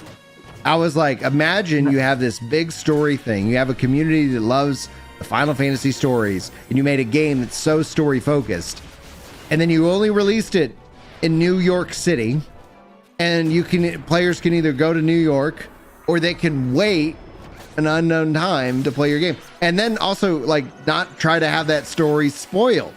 Like that is it asks way too much of the general gaming audience, and so that's where like general movie audiences aren't showing up, you know, because it's like well, okay, well, I got other things I can watch at home that are equally entertaining. Fantastic Four recently, and it cost me with a drink 20 quid, which is like $25-30. Yeah, just to see a movie. What movie did you see? Fantastic Four. Fantastic Four. What did you think of it? I really liked it. It was a good movie from start to finish. I've heard that. I hadn't seen it yet. I really like Superman, and I want to go take Jules to see it in theaters. It seems to be continuing to do well, like, which is great. Yeah. But I was like, yeah, Superman I do want to see as well. Yeah, I do want to see Fantastic Four. I just was like, I just haven't. Yeah.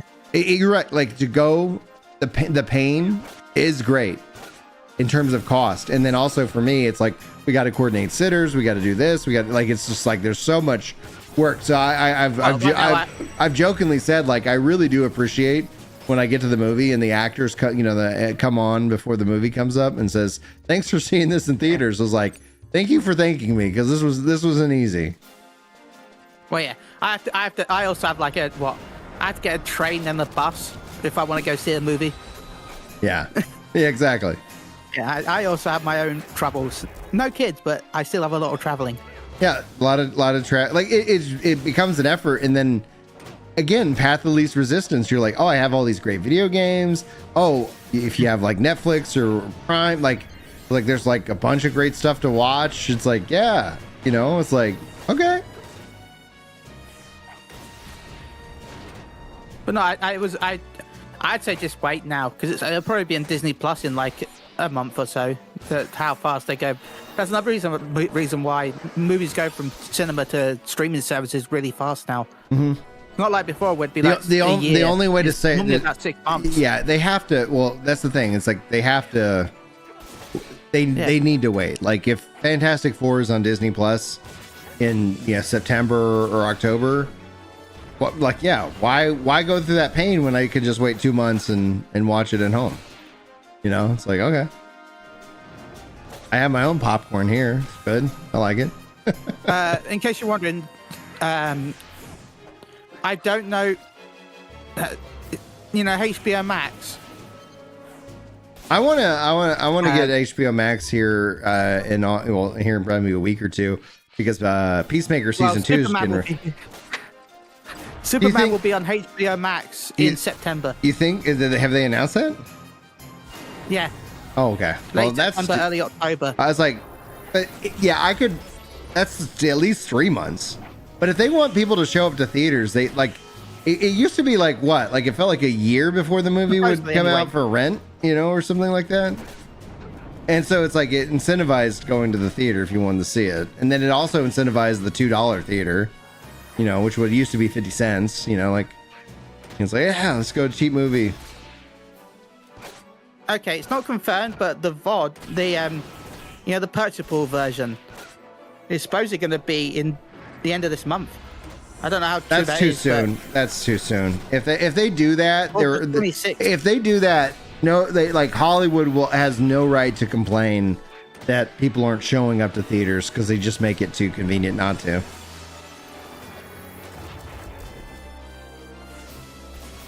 Again, I don't know if that's true or not, but supposedly it's going to be available end of August as a purchasable. Okay. And then eventually it'll be going to stream in like a month and a half later, or a month or so.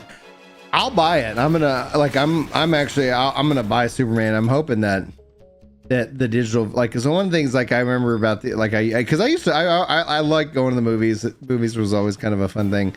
And then I like to get in the DVDs with the commentary and stuff like that, and just kind of like, watching it again and then listening to the commentary, I don't know, back when I had lots of free time.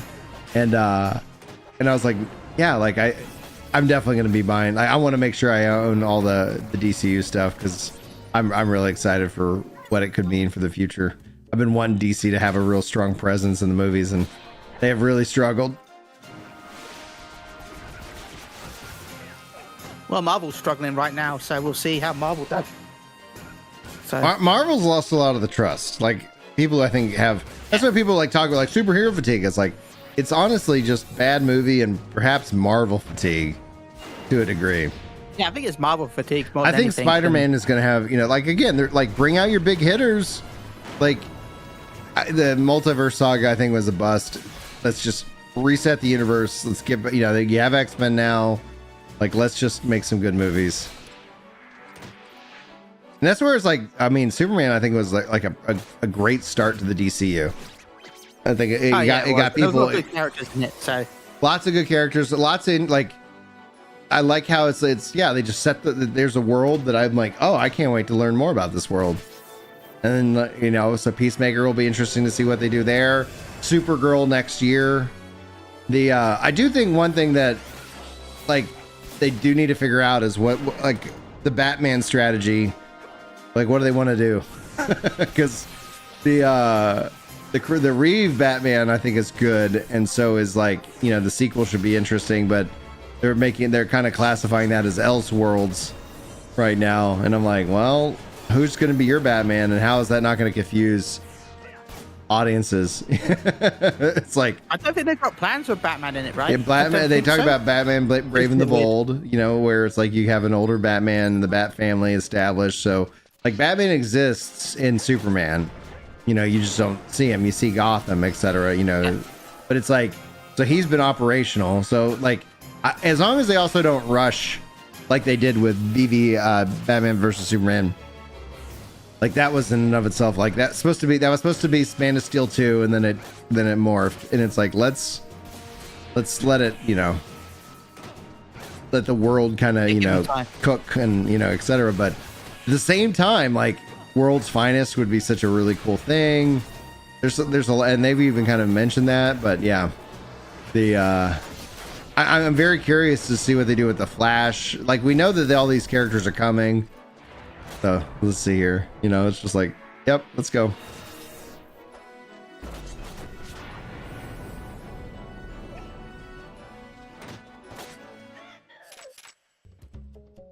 There you go.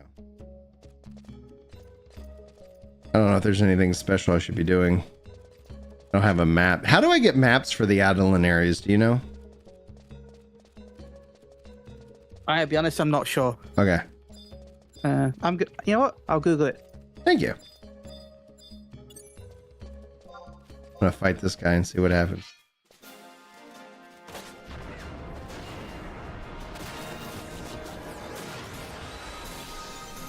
Juno. One of the Adeline guilds. Thank you to play thing. Juno? Okay. Lower Juno. Supposedly. All right. Guide me, my.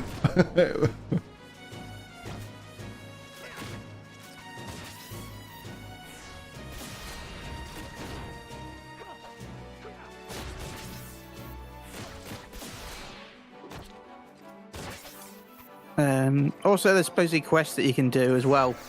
Like, oh, nice. Okay, since December 2014, all the maps are now Gil as well. Nice. Well, let's figure out some of these, because I need maps.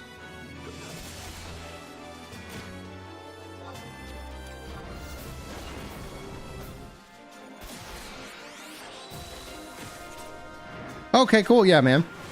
Well, because I don't even really know, like, outside of, like, leveling, I'm like, I know I haven't unlocked Rune Fencer or Geo, like, it's like, I know that I'm missing several jobs if I go to my job levels. I don't even have Paladin. I need to get that unlocked. But yeah, we're going to get 99 on the blue. It's going to feel really good. It's going to feel really nice. And then the goal, my goal is, like, I want to get every job to 99. Because why not? And then I'll figure out a new goal. That's a lot of leveling. It is going to be a lot of leveling, but I find this so relaxing. then get them all to 150. Is that through the gearing kind of thing? Yeah. First step is 99, and then it's a gearing kind of thing. Oh yeah, that's right. Master levels. I haven't done any of that. Oh baby, we are so close to 99.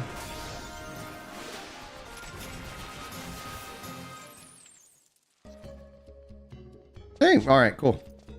I probably should let them rest for a second. While they rest, I can still hear you talk, Chili. I'm gonna go refresh my coffee. I'll be right back. No worries. Congrats on being the Shadow Lord, Sean. One day I still want to beat the Dynamis Lord. Like, I always wanted to beat him, but I never did it in the original playthrough. One day I'll actually get through and actually beat him. That's what I want to do.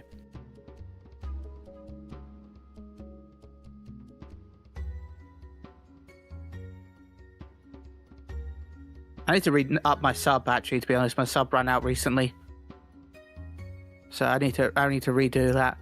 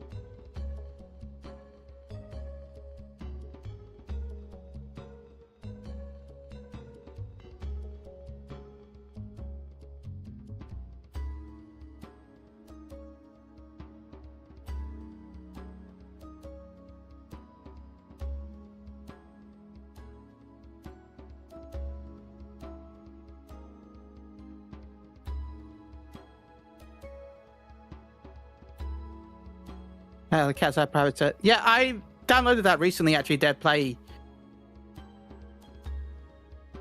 But I'm playing in the CW mode, which means that it's harder.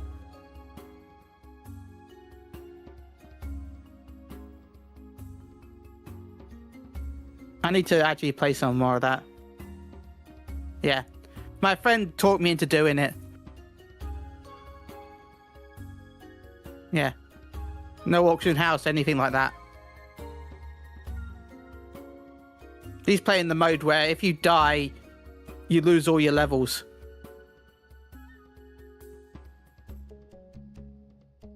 I decided I don't want to do that.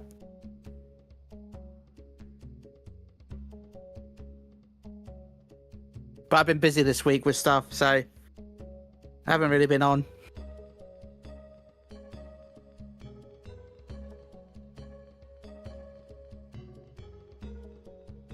Well, with 14 having its patch, Marvel Rivals having its update. Yeah.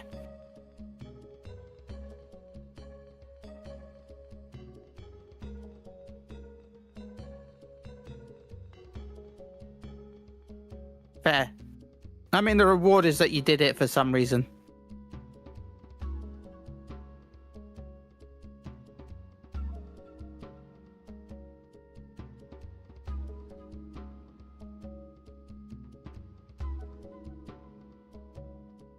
I still need to get a new PC at one point because I loved making content for 11, but my laptop lags nowadays for some reason with 11. Especially when I'm like, yeah.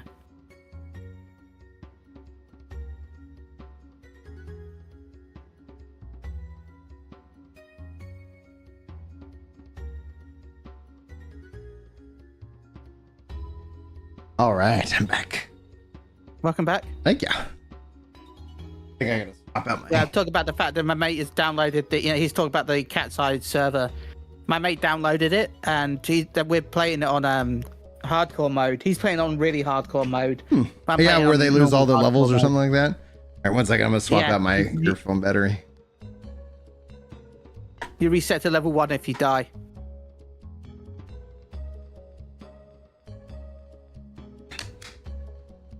All right, now I can hear. Okay. That's wild. Like lose all your levels. Yeah.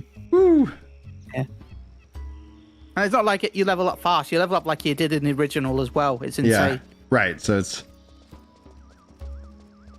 hyper incentivized. All right. So I wouldn't. I'm gonna hit, recommend it. once I hit 99, we'll figure out the map situation, and then ultimately, like, yeah, like if there's things I should be doing at level 99, I do not mind at all backseaters. Please, backseat drive, help me relearn. I mean, picking up a game. basic 119 gear set with your sparks is probably one I of have the a things, ton right? of sparks. I have a ton. I think I capped out and Yeah. had to go spark shopping because I was like, not getting any sparks.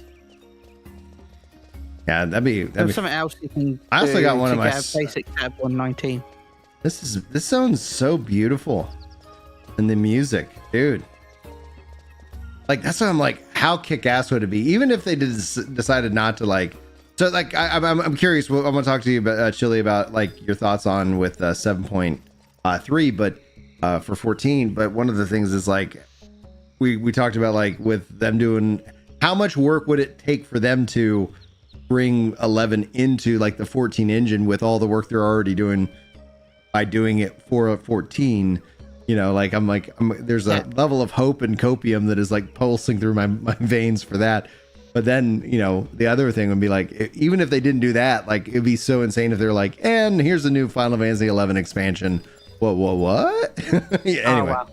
what were you saying? I wanted to don't take think you to we'll see Amnesty. another- Dude, just let me know, man. Like let's do whatever. Like I'm game for whatever. I don't think we'll see another 11 expansion. Maybe. I don't think it makes know. sense in this engine. I think it's like if they were going to like, I think the only real dev play is like, okay, cool. We've got 90% of all the assets that are already in 14's engine. We've got this now. All they need to do the zones and the game loop. You know, and the game loop, like again, keep it. Look at what 11 does. Take those scripts and that code, and it's like, okay, cool.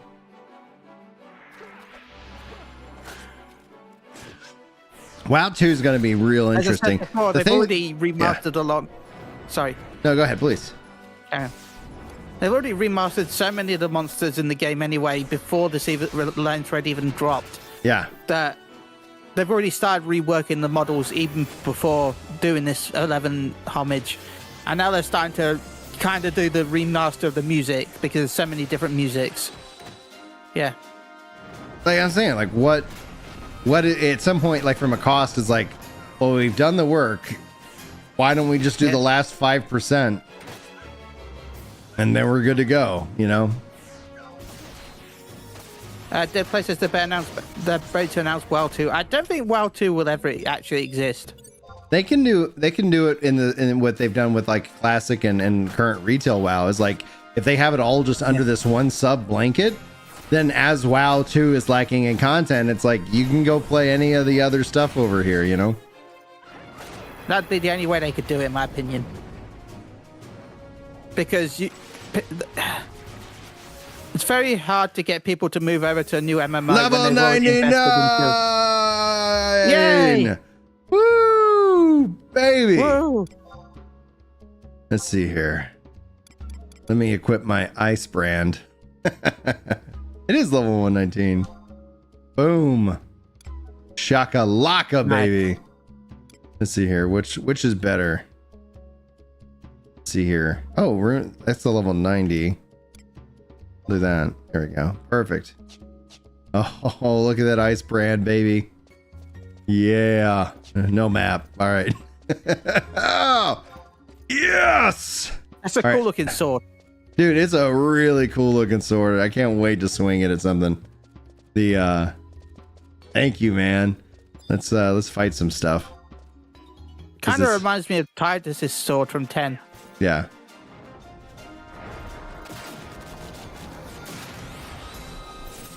Now I just want to get the flame brand. But apparently I gotta get real lucky for that.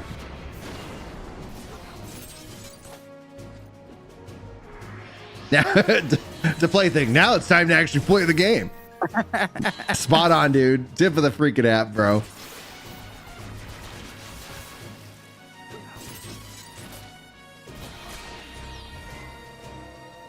I want to get I've never gotten a Kraken Club, and that's one of the things, like, I want those weapons that attack multiple times. The joyous. Yes. Sword skill, level up.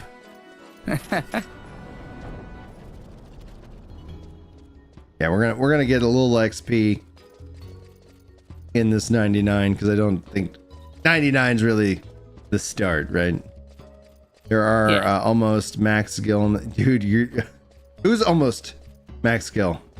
Oh, what you are? Okay, sorry, I was like, Yeah. on one of your retail class, dude. That's amazing. I know, Kraken Club, supposedly. Yeah, dude. That's what they cost money.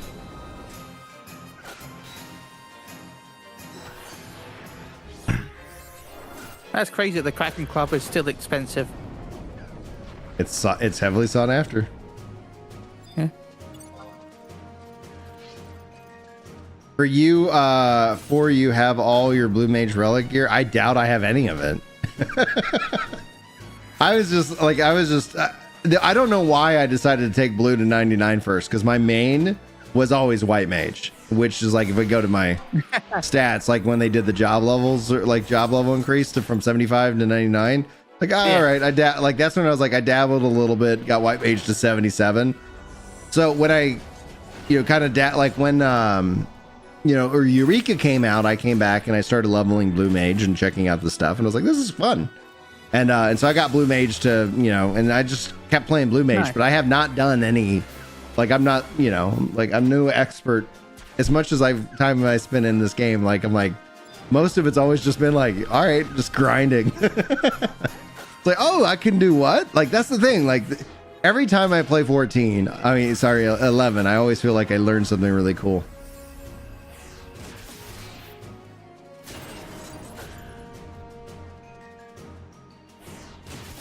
Yeah. Oh, yeah.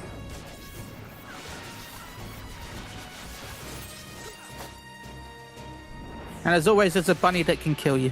Always a bunny. No matter how powerful you think you are.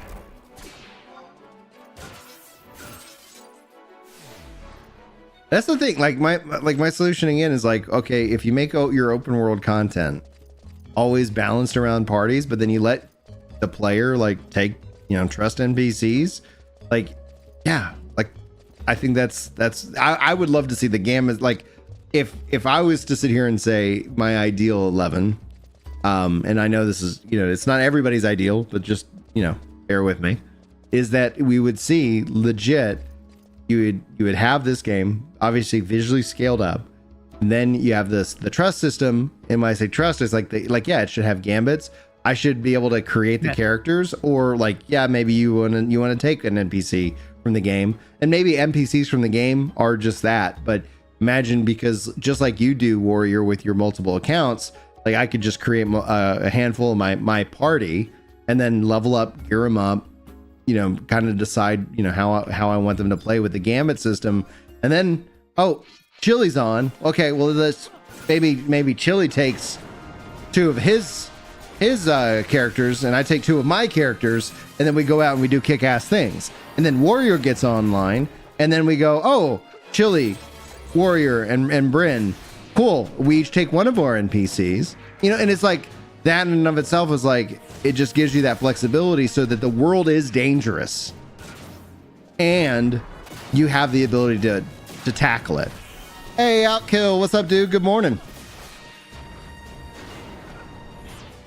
Yeah, like your alts, right? Like they're all just with you, and then you can level them all up. You're in your party. Like That'd be nice. That would be what I would define.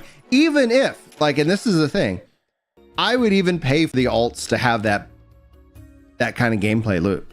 Like, ultimately, for the regular consumer, probably they wouldn't want that extra tax to be able to, like, what do you mean I need what, but for me, I'll be like, yeah, that sounds good.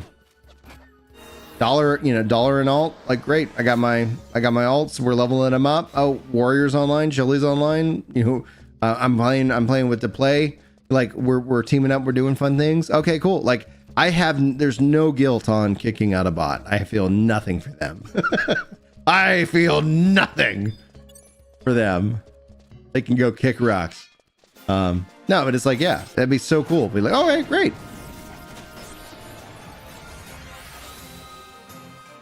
And I don't think that would be possible in the current engine. But yeah, talk to me about it. Talk to me about it. I don't want to talk spoilers because it's only been a few days, but like the story was decent. The main trial was a lot of fun. I enjoyed it. It was what everyone was expecting it to be, which kind of sucked because I was hoping it wasn't him, but we all expected it. Yeah. And the Alliance raid was fun. A little bit disappointing in places, in my opinion, especially the first fight. I mean, there's not really spoilers that Kieran was the first fight, and yeah, that was kind of a disappointing fight, in my opinion. Yeah. Everything else, I actually really enjoyed all the other fights. It was actually just the first boss that disappointed me. Yeah. Just because, you know how Kieran in 11 spawns all 4 gods? Yeah. In this, he only spawns 2, but you can often kill him so fast he can only get 1 of them out anyway. Okay. I've never seen more than 1. Because even when we've all died, we've still killed him faster than he's been able to get a second one out. So that was my main issue with the raid. Apart from that, I've enjoyed a lot of it. Also, for some reason, he's just in a random circle rather than actually on Sky.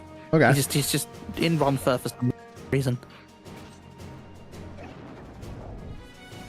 Sean says, yes, but Chili, is there stuff to do after you did the MSQ? Like, what do you think about the 11 raid? I saw Warrior upset about it, feeling like it was kind of a real cheap knockoff. So it's like, I said I didn't mind it. I enjoyed it. I enjoyed most of it. I enjoyed most of the fights. Like the airship fight was a lot of fun. I wish there had been a little bit more mechanics, because there was some cool, like, different, like at the start you had to jump from airship to airship, which I wish they would have continued for most of the fight. That should have been more of the fight, in my opinion. That was kind of cool. But apart from that, I liked the last 2. I liked all the bosses, as I said, except for the first boss. I liked all the different music they've remastered.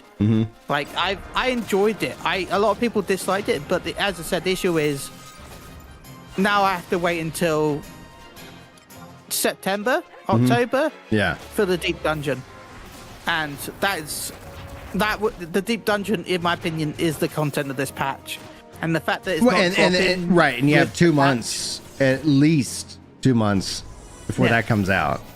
Like, I love deep dungeon content. That's where it's like, and that's where it's like my hope was always like blend the deep dungeon with the phantom job. Like I always wanted those kind of like, just make it crazy, you know, make it fun and you know, and just like, and don't worry about like, oh no. Well, I don't know if you know about the new quantum fight that happens after the deep dungeon. The what? It's called Quantum. Okay. Once you've beaten the deep dungeon once, you unlock the Quantum Trial, which is a 4-person trial fight where you're fighting the original boss of the deep dungeon. But what you can do is you can actually... This is why I'm excited for it in a way, because I don't think I'm going to do this at this, but I like the feature. And if they can get it well here, then hopefully this means like a lot of things. If they get it done once, then there's a chance they're going to repeat it or then, you know, use it for other content. Yeah. What you can do is you'll get these items and then you can change the attack, HP, defense, and scale up the boss to how you want it to be. So it starts off as a normal fight, but then you can keep scaling the stats up as much as you want to make it more and more difficult until it's equal to about an ultimate level for 4 people. Wow. So, will I do the ultimate level one? Probably not, but I like the idea that they're going to have a more scalable feature for certain fights. Yeah. And hopefully this will then be used for other fights where they might add, maybe instead of having the extremes every patch, maybe they'll drop extremes and we'll start seeing more quantums where you can scale it. Like, let's just say you really like the new extreme, the new trial. You can scale it to triple the difficulty. Right, the right but level. Doing it so high, it increases the totem drop rate, so you can farm the mount faster. Right. And it increases the mount drop rate, maybe. Like have it so like it's scalable based on the difficulty, because they said that the rewards scale up in this based on how hard you make it. So just hopefully we'll see the extreme trials maybe use the same system. Yeah. I need to, now that I got blue at 99, obviously I'll get some spark gear, get all the 119 stuff. But I was just like, man, I need to figure out like with what Warrior's talking about with like, you know, like, hey, let's make sure I got all my relic stuff. Let me make sure I've got like the right skills, because apparently I heard from the last time I was like last stream was like there's a set of blue mage skills that give you the dual wield trait, so that way I was like, I don't need a sub ninja. It's like I can be like, yeah, let me go, let's go.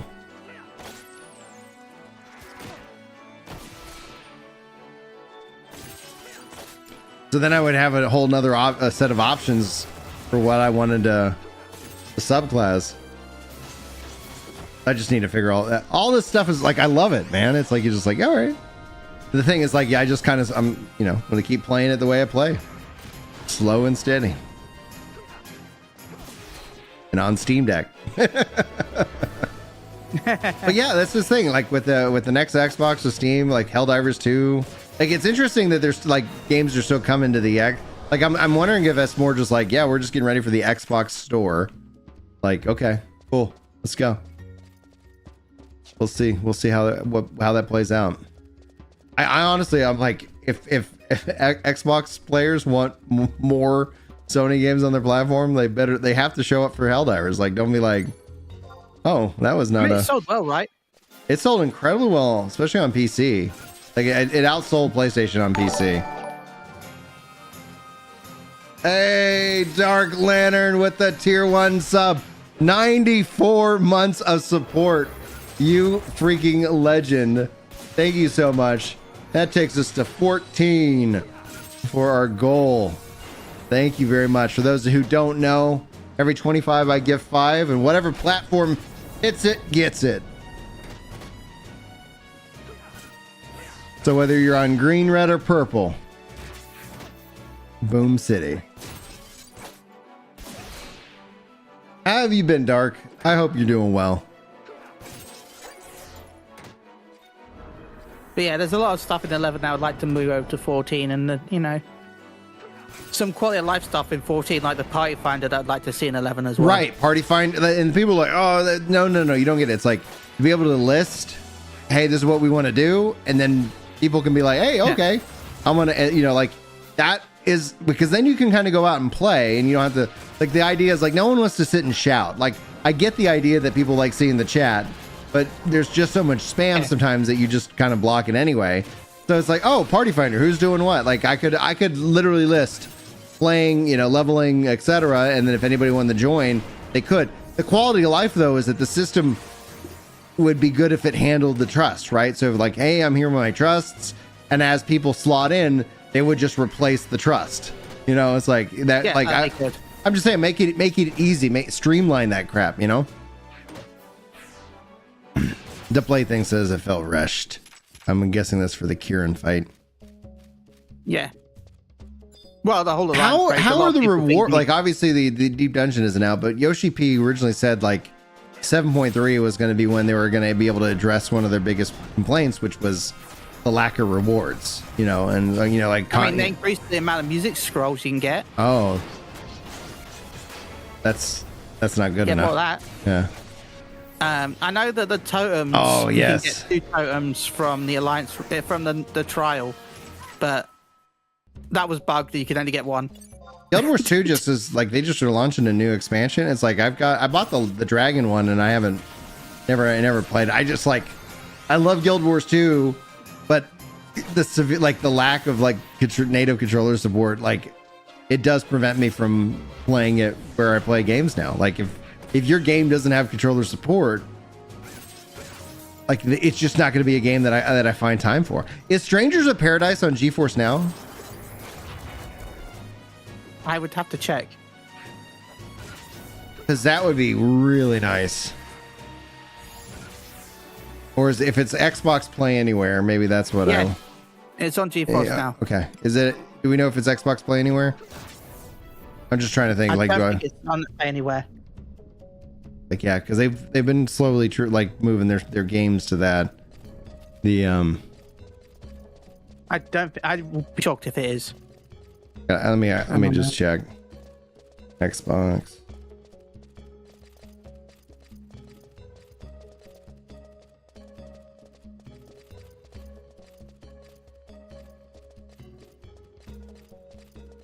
Search Final Fantasy.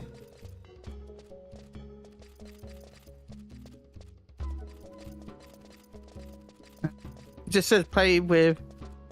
Yes, no, I don't think it is because I don't see it in capabilities. I don't know where to look for. And it wants me to scan my face if I want to look at the gallery. Yeah, I can't find it on the PC side. Usually that's what I check. It was an Epic timed exclusive. Okay. It's on Steam, so that's why I was like, that's why I get it. Yeah, I'm not gonna go over your Epic. I'll wait. I'm just gonna wait. Like I literally have.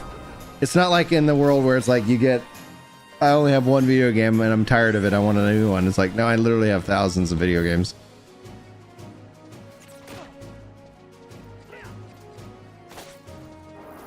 And they're all outstanding.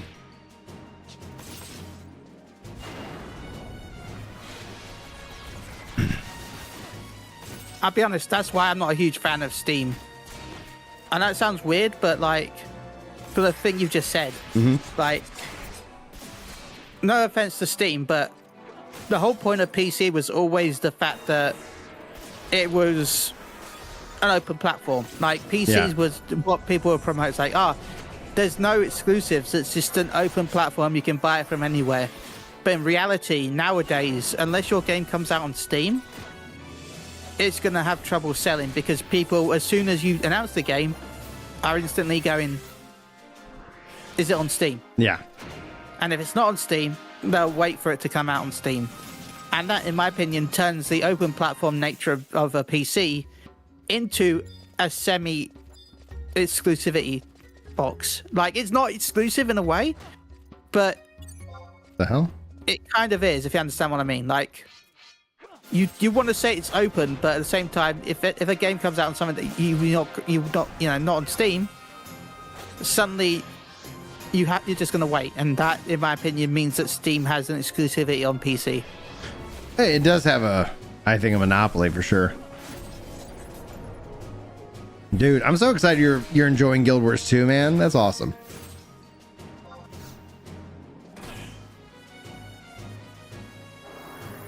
Which is crazy to think about nowadays. Yeah.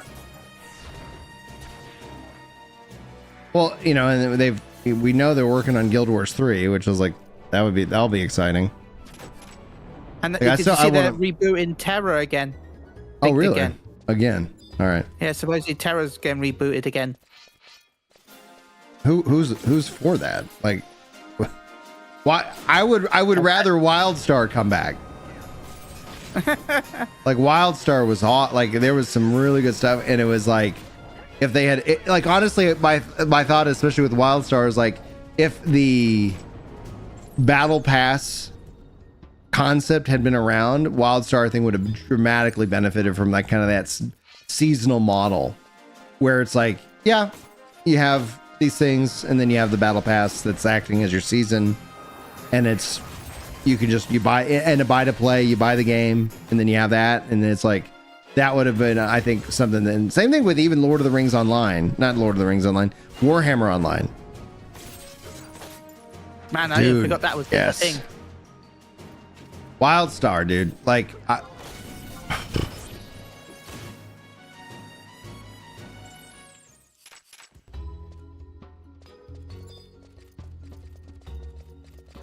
Oh, the server, like, yeah. Have they? Because there was people working on it, and I haven't followed up on the progress. But it's like, geez Louise, I would love to play that again. But again, like WildStar, it's like another game where it's like, yeah, let's have native control. Like, I think it would have benefited greatly from native controller support. WildStar and Warhammer Online. Like, I think Final Fantasy 14 really kind of could, can show like how that can be done.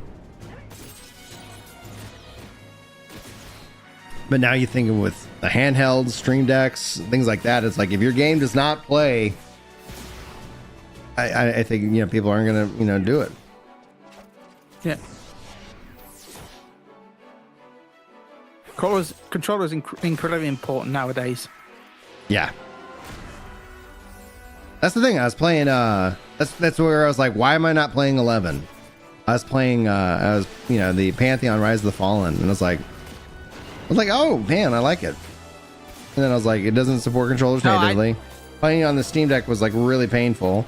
And I was like, what the hell am I doing? I'll be honest, 11's one of the only games I play with mouse and keyboard. You, sir, are an anomaly. Like, Yeah. I don't even I don't even know how to do anything in this game. Like, I'm like, all right. I literally was like, the game was, the stream in the game where we were struggling and I had to reboot the PC, and I was like, I had to do /shutdown because I was like, I don't even know how to pull up my main menu to click on something, Well, that's just like the little, yeah. Like, I'm weird. Like, I couldn't really work. That's the only opposite. I couldn't work out on controller. Like, yeah.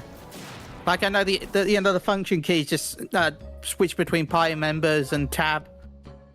All right, we're almost XP cap. That's gonna cover me if I die. I know they've reduced the penalty, but still.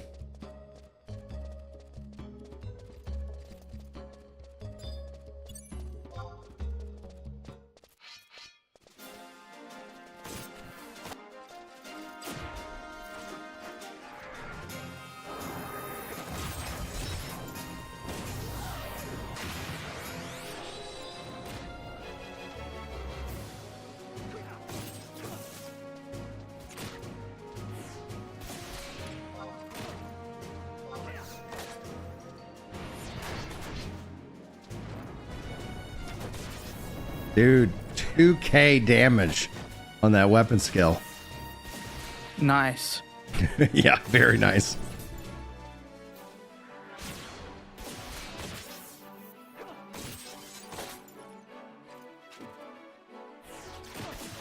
How much? Just like 300, yeah, just with that base weapon attack. Such an increase in my damage. It is wild. Yeah, we definitely need bigger things to fight. 50 to 300. Definitely need bigger things to fight. Yeah, well, like 50s, yeah, 60. Now it's like, oh yeah. Smack. I gotta get another freaking insane weapon to marry these two together.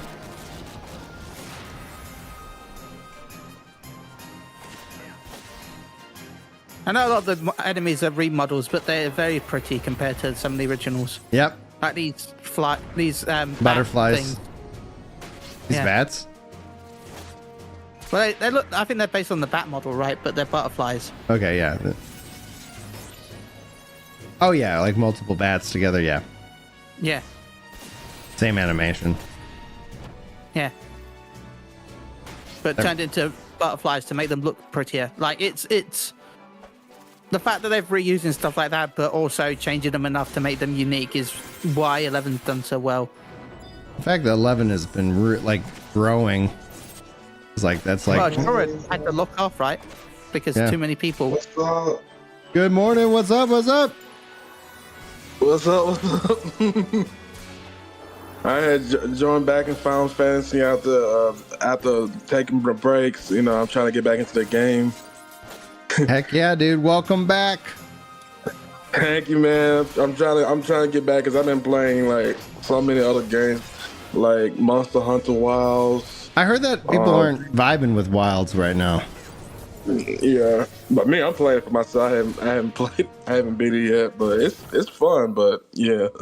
Cool. Let's see here. All right, where's my? All right, 50, just 6k more. Just kind of running around trying to fight everything.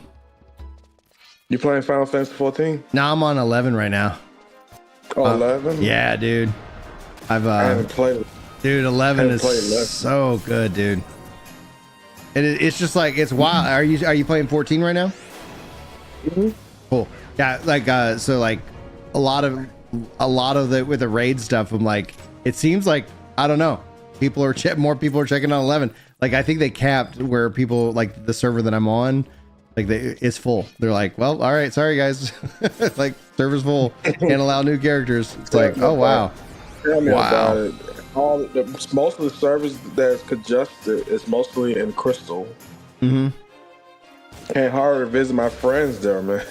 Yeah. They got that shit locked down. Right. By the way, Brian, this tells you the health of 14 right now. You know the house market? Yeah.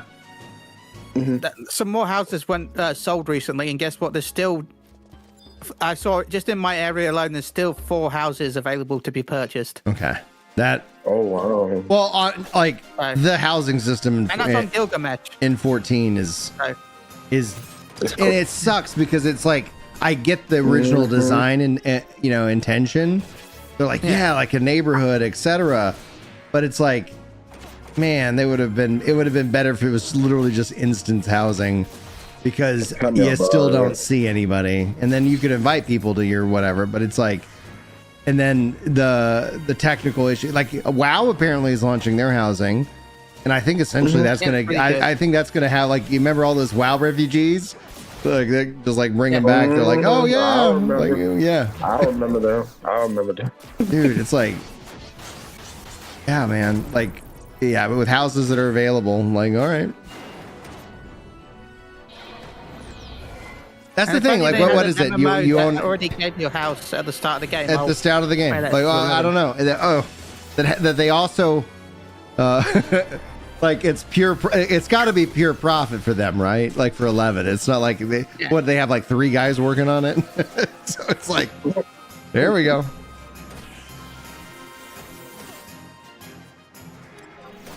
You even have a garden with Mod Garden, which is basically just a better version of the 14's Island Sanctuary. Island Sanctuary broke me. Like, you look at Todd's like stroke, you look at like these things, and it's like Island Sanctuary. I was like, why is this content after you beat Endwalker? Like, it is like it is cozy content to the point where it's like, why not let people have access to it right out the gate? I get the story reasons, but like that's the thing. It's like, we got to get out of this, you know, keeping the story so, you know, like making it so sacrosanct that it's like logically. I'm going to say this again, that they should have had a story skip that you got with Dawn Trail, that if you're a new player, you're able to jump to, the 6.5. Yeah. Which was like the start in the Dawn Trail. And then like they should, because you got the new Game Plus system with 14 already.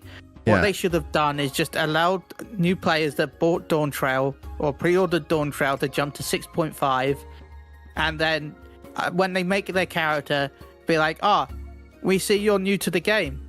Would you like to start with the new storyline, which is Dawn Trail, or would you like to start with the original storyline? Oh, you have clicked the new storyline. Right. Now, we have a 2-hour video that will catch you up if you want to watch it. Do you want to watch that 2-hour video? Yes or no? No. Agreed. Okay. You could have a whole other progression system that started with Dawn Trail.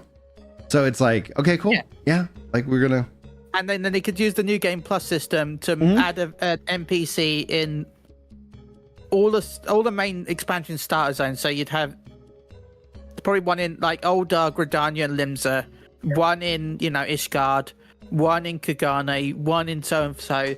So you go to that NPC, and the NPC is like, you haven't finished Stormblood. Would you like to activate the Stormblood storyline? Yes. Stormblood storyline activated. And then you can go through the storyline that way, using the new Game Plus. Being at level cap, it looked like it automatically it. moved me into limit mode, like limit XP. Is that right? I think it does as soon as you reach 99. But it still has me in XP category. I gotta get. For the Final Fantasy 11 guys that know what they're doing, I need you here. So come back to the keyboard and help me, because it's like, what should I be doing? Obviously, I want to go get gears. Yeah, what's up, dude? You don't mind if I add you on Discord? No, dude, do whatever. Yeah. Okay, just accept my friend request because I had added you before you haven't something. It always helps when I see somebody send it like an ad with a message, right? So it's like, because otherwise, like, I'm like, all right, like, do I know this person? So it looks like you. Okay, I see you added me. Boom, added. Yeah. There we go. It's gonna be hard for other people in the chat. It's just two Brian's in the call. Yeah, dude, we got the Bryans. I love it. Yeah, mine's with the Y. Over to merit points. That's okay. We'll allow it. Yeah, I want to know what should I be putting my merit points in. So it's like, well, from what I've heard, you can get merit points so fast that just put them in. Yeah. put them in what? Yeah. Well, you got all the different abilities and stuff that you can use. But you'll master merit points incredibly fast because how far. Like you already got 7. Yeah. And you're getting like remember you only need 10,000 XP per merit. Right. I'm not gonna lie, man. Like, Gaming has tap merit points. I would say, for me, maybe one of the first things to use your merit points on is to increase your merit points. So categories. Let's see, mode switch. I guess I can just set it to limit. That makes sense, right? So I already switched.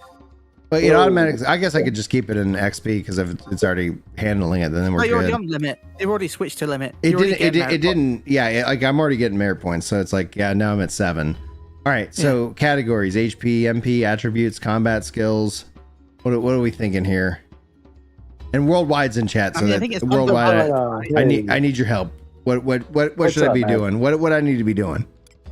What do you need to be doing? I don't know how on this skills here. Let me see what you got. Let's go to Blue Mage. I don't know Go too to much the Blue about Mage job. Okay. Yeah. I would just increase how many merit points you can hold. Oh yeah, you also want to do that too. Yeah, you want to increase your merits, but you only got one right now. You have Max like is 7 10. merit points. Right. Yeah, it is. So how do I increase the merits points that I hold? You have to go to So, your house. I don't think you can go- do it here. I think you can do it in your house, but if you go all the way up to HP and MP or attributes around those two, Uh-huh. or Other. others, yeah, try to others. Let's see what. See, it says Enemies maximum merit point. decrease. Yeah. Critical hit rate, enemy critical hit rate, spell interruption rate. Good. Those are actually pretty darn good when you get it up there. Critical But hit right now you rate. got like 7, so you want to put some maybe. I would say you would put some on your Blue Mage job itself. Let's see what you got. Let me take a look. All right, so we got group 1 and group 2. Chain affinity, burst affinity, monster correlation, physical potency, magical accuracy. I would do Chain Affinity. Let me see. Chain Affinity looks like it's something to do with your Shorten weapon skill. recast time by 4%. Yeah. For 4 seconds. Yeah. Oh, I have to use. I got to do that at the house. So I can only set those in the house. Yeah. Okay, that's cool. All right. Now I just need to find my way back to the. You got a warp ring? What's up? I probably do. Let me check. Warp ring? Let me check. Yeah. Let's say because it's like I don't have a map. So I need to get maps. Yeah. You'll probably log in. Oh, I'm logging in with one of my characters in there right now. I could probably lead you out and then take you to the NPC to buy you some maps in that area. Yeah. From what I can tell, from some of the stuff I did before, you can really. There's certain places where, like, you can, if you really wanted to, you can cap merits in, like, Yeah. basically instantly. Ooh, merit points. Oh wow, you already capped your XP, so you're capped Yeah, already. dude. Yeah, I'm capped. Yeah. Wow. I'm 99 full on XP.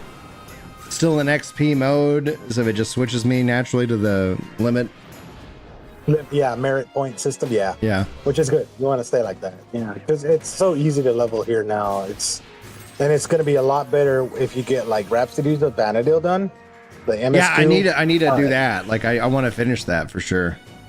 Thanks, 'Cause Mr. you get that YouTube one Andy. done- Yeah, because you Michael. get that one done, you get a boost of experience and capacity point experience for every expansion you have done and finished. Nice.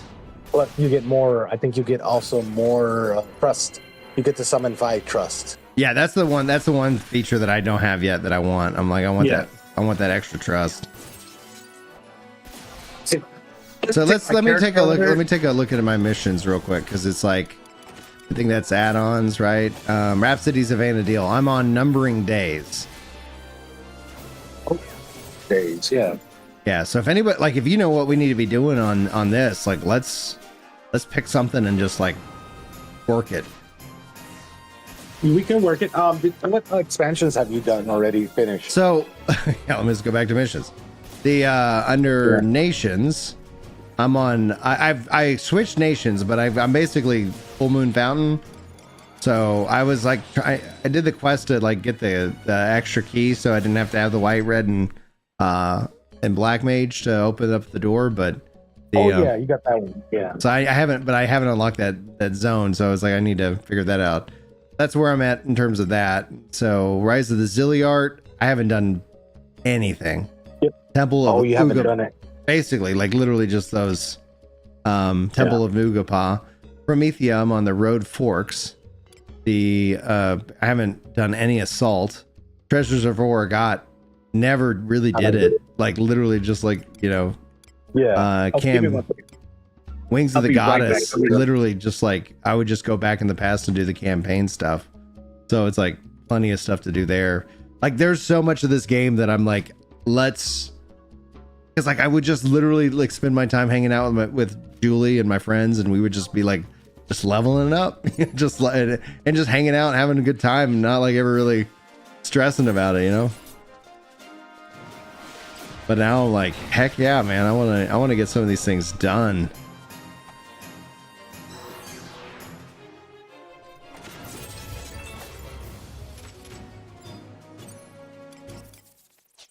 Pull up my inventory. It's saying, is it full? Give me Yeah. 1 second, Brian. I'll be right back. Sure. What's the recycle bin? Let's see here.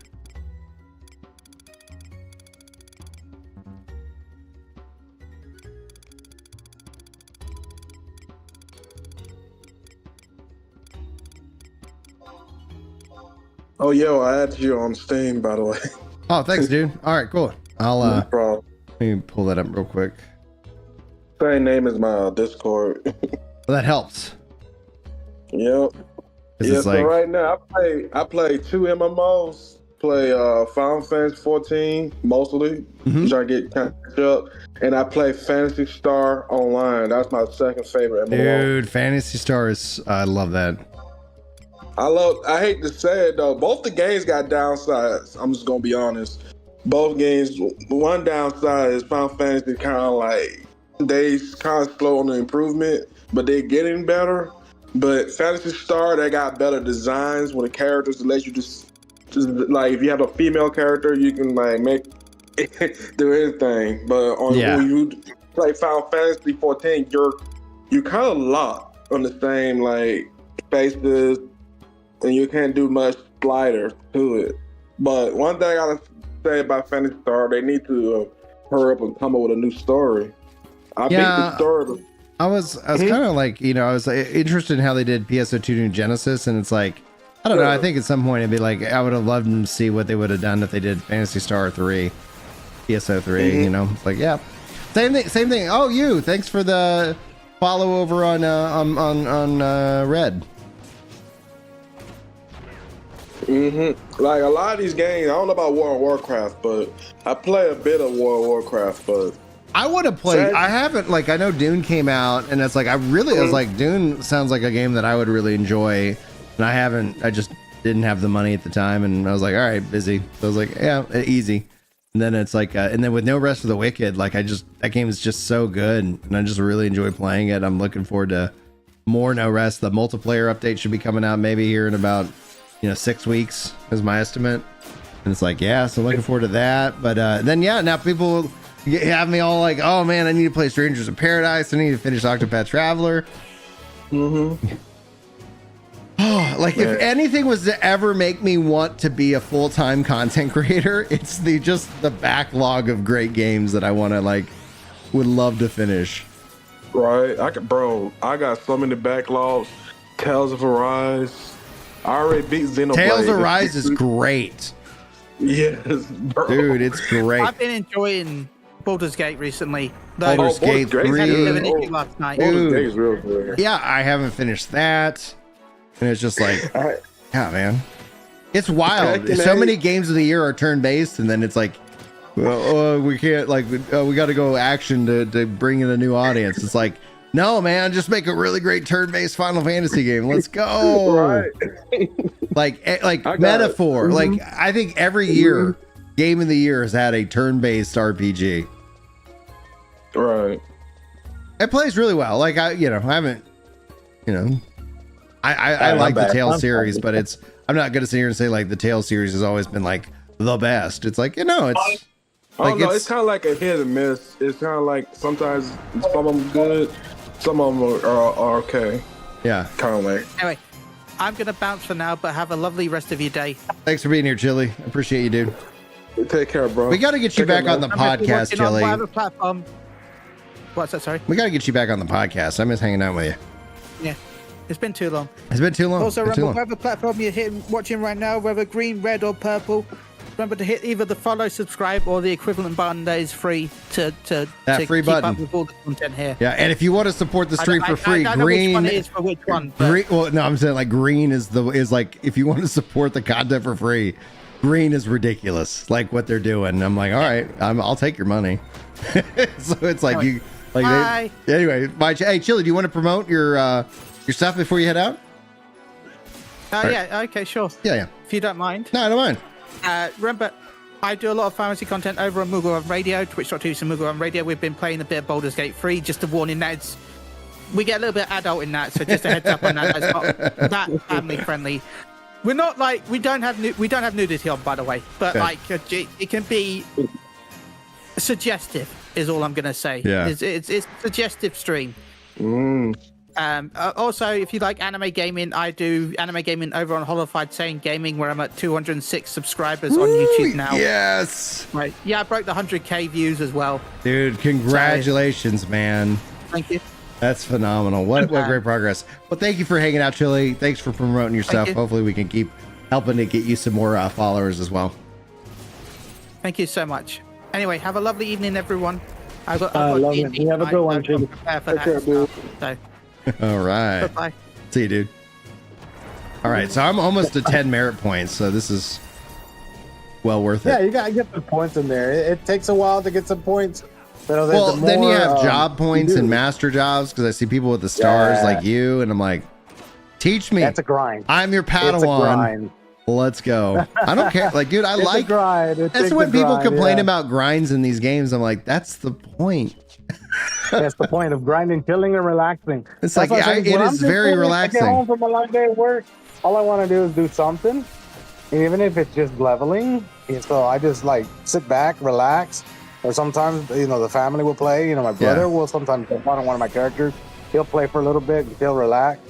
Or my wife, she'll just jump on hers and she'll jump on her character and she'll play and relax with me. And we just talk things out. We just talk some things of what we want to do in life or whatever. Yeah. And we just chill and play, even though we're just like leveling. But in the days, like when it comes to like events, like I do like events with my link shell. So I do things like on Friday nights, and usually I play in the evenings. Because here I'm in the mornings. Every weekend I'm here at work. So Yeah. every weekend I'm mostly working in the morning all the way to 6 p.m. This is a 12-hour shift. Sometimes I pick up 16, 18-hour shifts. And it does take a toll, man. It's like all these hour shifts, and then I go home, and I'm like, man, I'm tired. I don't feel like I can get on today. And I tell the guys, hey, I'm not going to be able to come. Yeah. A lot of the guys, because I help them a lot. I help all my link shell buddies when they're out. They're really great people. But I use a lot of keybinds. Yeah.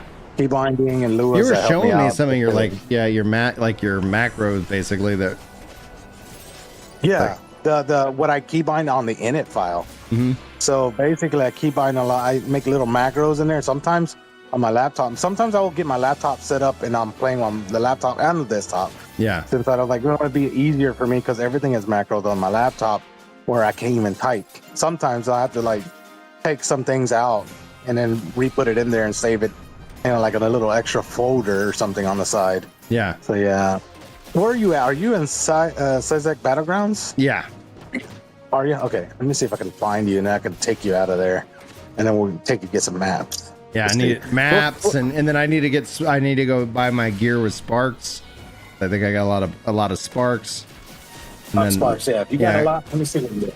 Let's see here. Where does it show my balance of sparks? I don't see your balance of sparks here, but I'm trying to look for where you're at. And Unity what points. position you're at. Type the position. Like if you type position, like the little alligator signs in position. Yeah. I'm actually open up here. I-11. I-11. Okay.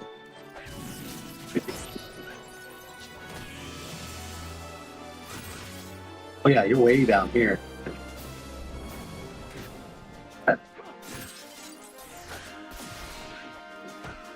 Okay, I know where you're at. I'm gonna try to go over there.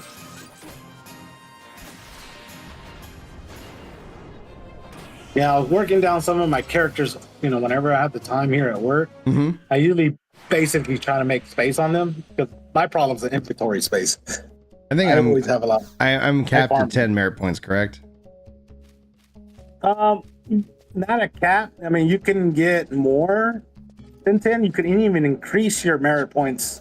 Right, but like to be 75. Right now, yeah. I have 10 merit points. Oh, now, right? Yeah. So now oh no, it says 10 of 30. 10 out of 30. So 30 is your cap. Okay, cool. But you can cap it to 30 and then use some of those points, and it takes a lot. Sometimes they'll take, I would say, more than 30 to increase your But then while I wait for you to find me, then I'm gonna just keep. I was like, I thought I was capped at 10 merits. I was like, oh man, but no, 10 to 30 is good. Yeah, so we'll get you started here. I want to see if I could try to get you. I'm pretty sure you have dynamics active. I'm gonna stand up. Oh. A little stretch there. Well, I have a standing sit desk, which is great. Oh, good. So yeah, it's like during like the work week, it's like I try to spend half my time standing and half my time, sitting, because it's like sometimes like I think better when I'm sitting and just like, all right, but then like generally it's like, well, I could be standing right now. So now I am. That's what I do. I was like, man, I need one of those desks that you can stand on. You can just raise the desk up. Yeah. Ergonomics kind of stuff. Oh yeah. Like I gotta work on my posture. But it's like, this is like, I was like, yeah, I've been sitting for a little bit. Like I don't want to sit all day. Sometimes I go walk it off. That's I'll be walking. Yeah, walking's good. Like trying to, walking. Yeah, a little stretching. I'll put like a drink. I'll put like a water in the refrigerator when I come back. That's smart. Yeah, I know you're here. I-11. Oh, I meant. Oh, do I need too to? Far. Have I moved? It doesn't tell me the thing. Let me do that. Oh no, you must have moved. Yeah, if you moved, I'm trying to find you. Let's see here. Now it still has me an I-11. I'm by these grasshoppers. This looks like a dead end. Yeah, it is a dead end. Oh yeah, I see where you're at. I think I know where you're at. What's up, bud? Yeah. Yeah. I'm in H11. Oh, cool. Okay, I know where you're at. I'm here, yeah. A valet? You have one?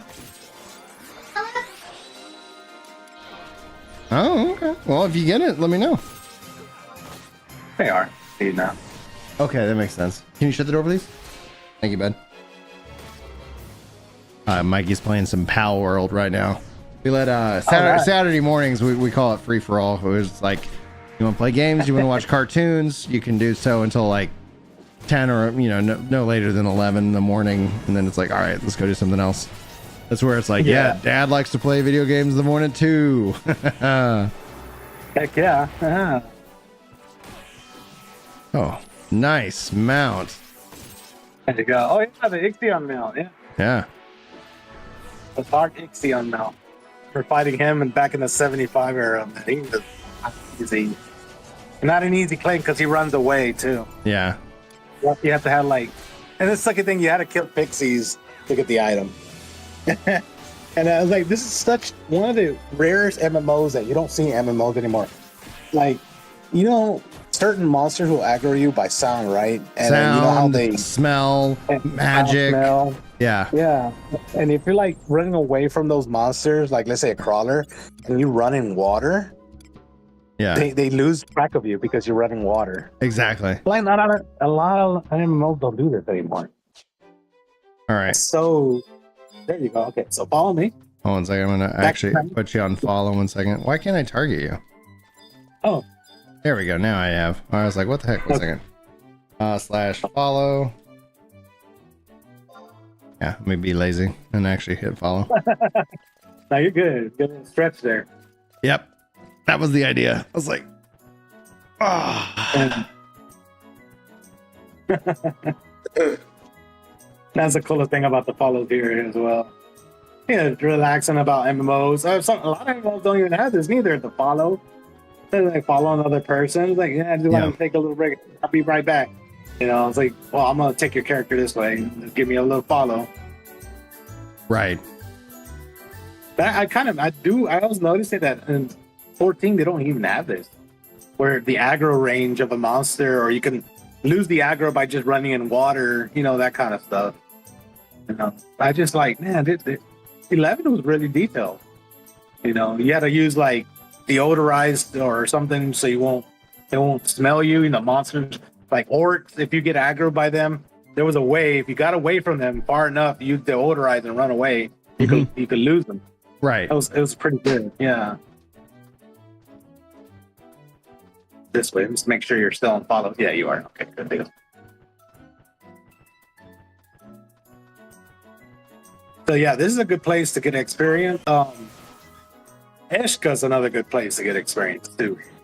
Once you start doing Rhapsodies of Vana'diel and getting access to Eshka areas, now there you can make money off of Eshka by doing the dragon fights. That's one thing. You can always get little points here and there, and you get armor that will help your character out as well.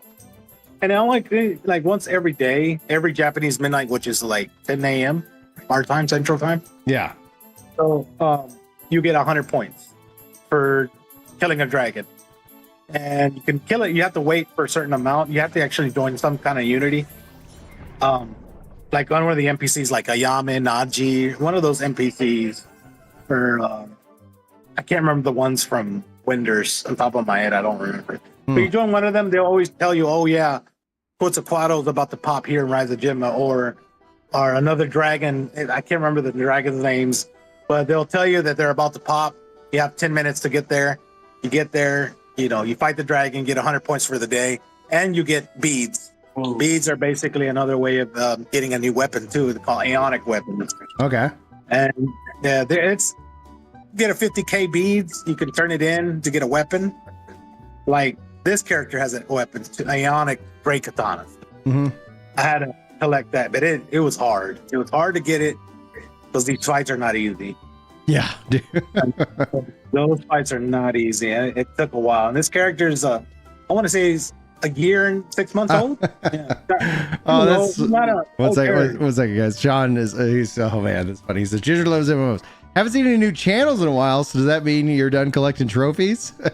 And I think so. I mean, we might adopt you know, if that becomes an option for us later, but I don't know. I mean, we at least wanted 6. Like if we were able to have kids sooner, we might have a little bit, more than 6, but the now so like overall channel wise is like with Prime, with MMOs, and then with the podcast channel, like I haven't even been able to do any comment. Like I've been just so busy that it's like, yeah, I 3 channels is actually feeling like it's a good balance anyway, but the not like having this, because it was like there was an algorithmic benefit to really kind of hyper focusing it on a channel, but like with the MMO channel, it's like, it was a New World channel, and it's like, it makes sense to like, this is where I'm going to talk about MMOs that I'm excited about, because there's a crossover theme, and then the Prime channel, that focus on action RPGs and the Souls likes, etc. Which that's where I was like, now I got to play Strangers in Paradise, because like I've really been falling in love with like Souls games, Souls like games. Raven Wolf, thanks for the follow, dude. Says easiest gear up probably getting oddity clears. ASP is much better gear than Ambu. They say that. All right, Warrior, where we're heading now?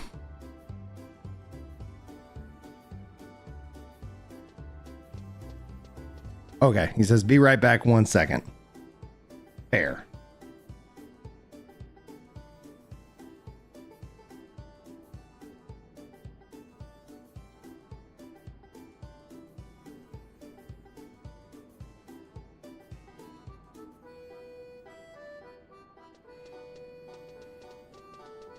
Yeah, I'm back.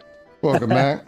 Welcome back, Thank you. yo. So let's go get you some maps real quick. So I think I'm trying to jog my memory where to get them. I think it's in Eastern Edelin that we have to go get the maps over here. Okay. There's a certain NPC that sells them to you. Yeah. See if I can find it. Follow me this way. I'll make sure you're following. I lost you. Oh yeah, I'll go back. I'll run back. Yeah, I was like, what am I So let me sorry, look I was- around. Just looking at my No, you're phone. good. I was like, all right, let me. It's like, oh, getting some emails. I run back. Actually, yeah, I see you now. Should invite me to your party that way. I was like, I think Yeah, it's, it'd be easier if I invite you. there you are. Oh, I should probably say party. Yeah, there you go. Oh I'll wow, send you an invite. you did it without me flagging. Okay, cool. Yeah, without you flagging, I can do, there's two ways of doing it. I type in the whole string for it, Right. which is, it's part of the game. It's slash PCMD add and then the name of the person that you want to invite. Yeah, PCMD baby. Yeah. Oh man, so like some of those commands, I remember like doing sub targeting commands as well, like for healer. It's like, okay, sub target. Yeah. Especially because like I would macro like want to buffs and different kind of things like that. So it's like yeah. Currently, no, I'm not on Winder. Like I literally am like we watched an episode of It's Always Sunny in Philadelphia, and it's like they kept talking about raw dogging, which they used it to be like taking it in a whole different direction. It was hilarious, but I was like kind of raw dogging 11 right now. I think I crashed. I'm not sure. Yeah, you got a like a red, an icon Red symbol. dot? Yeah, I think I did crash. Mhm. Hold on. Let me log back in. I don't know what's causing it. Because since I'm at work, I'm like, oh man. And if I wasn't at work, and I like I say, I'm gonna try to ask for a Saturday off to really help you guide you into this game a little more. Yeah. That way I can be more concentrated. Because I'm getting sidetracked here at work. I'm looking at my work here, and just making sure these people are going to the right pad to get unloaded. So I have to make sure these truck drivers are getting unloaded at the right pad. Yeah. Although you want to mix chemicals with some kind of bad reaction to chemicals. So yeah, that's one thing. I mean, the good thing is that the guys know what they're doing too. So the unloaders, they know what they're doing here too as well. So that's my whole thing here is watching them out. Mhm. Now we got here. I'm good. I didn't DC all the way. Yeah, Good, yeah. good. You recovered. I think, look at the map here. There is a correlation here that sells you the map. I'm trying to remember which one it was. Appreciate I think your it's this support. one. Yeah. Oh, no Scratch my problem, head. man. Scratch my forehead. Yum. It feels good. What other days are you mostly you usually work on the weekdays, right? Yeah, Monday. Like generally, like that's the thing. It's like we're also about to get ready back to school, so it's like I honestly think Saturday mornings at this time is going to be my The bread and best butter. time for you. Best time to play Your bread and games, multiplayer games, because it's like when I'm just chilling, play like a little, like that's where I was like, I really want to. People are like, have you played Expedition 33? And it's like, yes, I've gotten to Act 1. It was incredible. Then it's like, should I stream? It's like, oh man, okay. Is there? Just talk to these people. This Mithra, the Mithra Sifa. Mithra. I think she's the one that sells it. I think she's the one that sells the All right. maps. What would it be if we couldn't provide accurate maps? Dead. That's what. Okay. Map of the Oh, yeah. Rala waterways. Yes, it is her then. Okay. This is memory. I haven't done this in a long time. Map of the the battlegrounds. Yep, that's where we just were. Yeah, you want to get them all. Gotta get them all, baby. Map of the. So, is that Gil that it's charging for the other ones? No, yeah, bailed. I think it's going to charge you the bailed for that. Bailed? So you said, yeah, bailed is the currency that you get from Adeline. Okay. I have 1,000 bailed, and I have a couple, and these things, some of them are 1,000, some are 2,000, so I don't know how, I can't get all the maps. What should I grab? I would say, let me see, what other ones? Well, since you were experienced out there in Sizek, do you see a Sizek Battlegrounds around there? I got the Sizek Battlegrounds. That was. Oh, you got that one? Yeah. Okay. Let me look at the other ones. See, you probably want to get the one of the 1,000s. Morimar Balsalt Fields is another good place. This one? Yeah, all right. That one too is good. Later on, if you haven't done any Adeline quests, it's a lot of run around to get key items, to do certain things, or to destroy certain reeves. Yeah. Reeves are those things that block your way. Yeah. Need to figure that out for sure. There's a Final Fantasy 11 Wikipedia. Oh my god, the whole community just puts things that they find out or not in there. Like, this is the whole community putting their information in there. All right, so I got the maps now. So what do we next need to go grab? Let's see.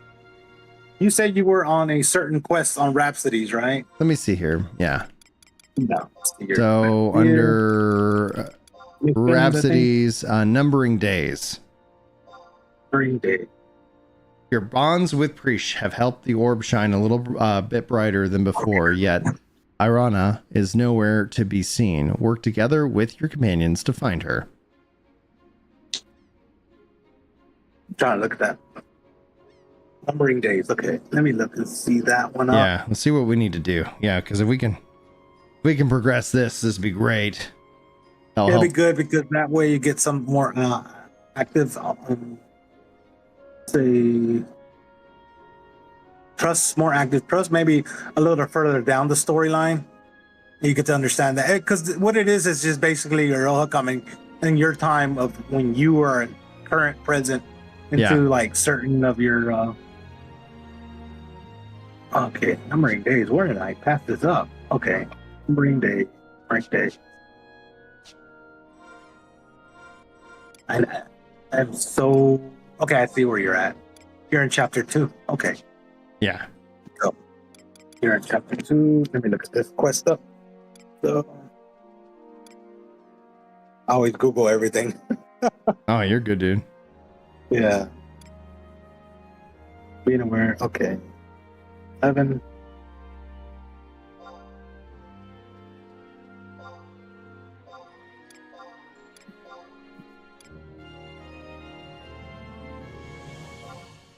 Oh.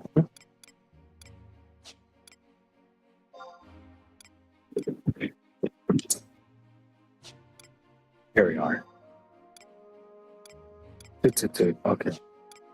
Well deserved. So the walkthrough is basically examine the Marble Bridge, F7, and Upper Juno for a cutscene. Okay, let's go to Upper Juno. Upper Juno? All right. Yeah. As we need to port over. Yeah. And you don't have a warp ring, right? You said. Let me check. Yeah. That's another. It's always gonna. It refreshes every 5 minutes, so that's a good thing about that. 1 second. I might have it in my equipment. I have a return ring. Outpost warp. Warp ring. There we go. Oh yeah. Oh, you do have. Okay. So do I just equip it? There we go. I mean, you can always hold on to it. Yeah, that's fine. Where is your home point at? And my home point is in Juno, actually. Okay, now you're good. We're gonna follow me over here. We're gonna go to a whole point here in Eidolon, and we're gonna take off these things. Yeah, we're gonna take off to over here. Man, there's a lot of people still. Oh, okay. I got that waypoint. Yeah, we're gonna take the this way home point, and we're gonna take it to Upper Juno. And the reason Travel we're taking there. oh, it's a crystal. Got it. Yeah, I got you. I was like, Yeah, oh, it's a crystal. Yeah. We got to touch it to go to another travel to another zone here. So we're going to go to Juno, Upper Juno. I will say number 1 exit. Yeah. 1 second. Hold on, another home point. And then Juno, you said Upper Juno. Yeah. And which home point? Number 1? Upper Juno, it'd be number 1. Where it says E, exit, Yeah. I would be that.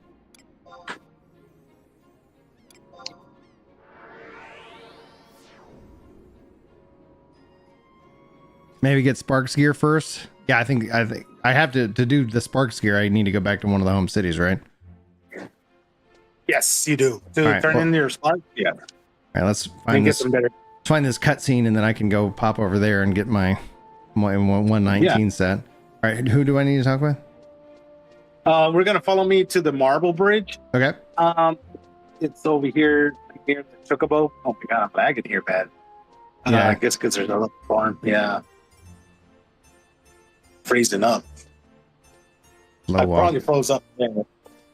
Yeah, give me a sec there. I probably load up here in a bit. Yeah, it's got So- you disconnected.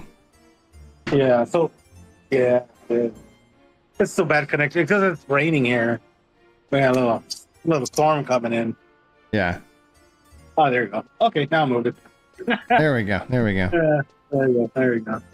So this is the Marble Bridge. I think you're supposed to examine it, and then you'll get a cutscene.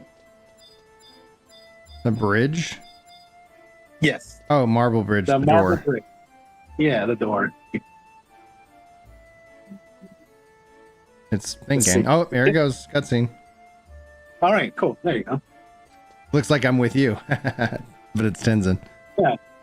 Coins off, loosen That's lips in Tenzin, yeah. taverns. Oh, it does. Right, it does. It is Yeah. Tenzin. Uh-oh. Friends, is that? What a funny coincidence.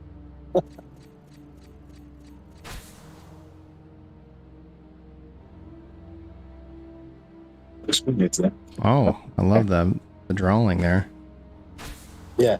Oh yeah, the art. Mm-hmm. I love the art here. Stand strong.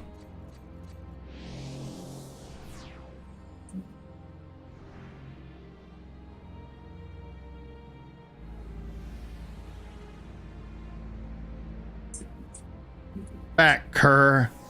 You know you've come to Irana's future, and I know not why you seek to spread the emptiness, but you will have to get through my blade first. I cannot be destroyed. Let the darkness fill thy soul. There is no other way. The reckoning is at hand. And you, Tenzin, will lead them there. What's up? It's it's awesome. This storyline is pretty good. You get to find out who you really are in this game. Nice. Lady Irona. Yeah. Yeah. What's that game again? Final Fantasy 11. Oh yeah. I need to try that. What did I get that game at? On Steam? Steam. It's on Steam. Yeah. Oh, okay. It is You gotta pay a classic. month. Yeah, Is there's a subscription. There's a Oh. like a 1 month discount thing that they have, and that's where it's like I get frustrated. It's like I'd be subbed to both if they either combine the subs or if they were like, a permanent like, okay, pay $5 more and get either whatever. Like that would be I could do that. I could get behind that. Oh, yeah, that's a lot of money to spend out each month. Yeah. Yeah, the end game for 11 in my mind is just getting an account, registering, and understanding what have to do. Yeah, understanding the whole game, how to use your macros, Yeah. gear swap, when to gear swap. I haven't even begun bothering with too much macro setup. Me either. I don't understand it, but What's up, Ben? Awesome. Okay. All right. See now.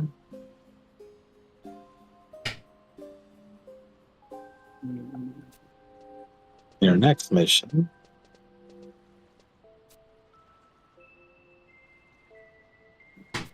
Hey, good morning, babe.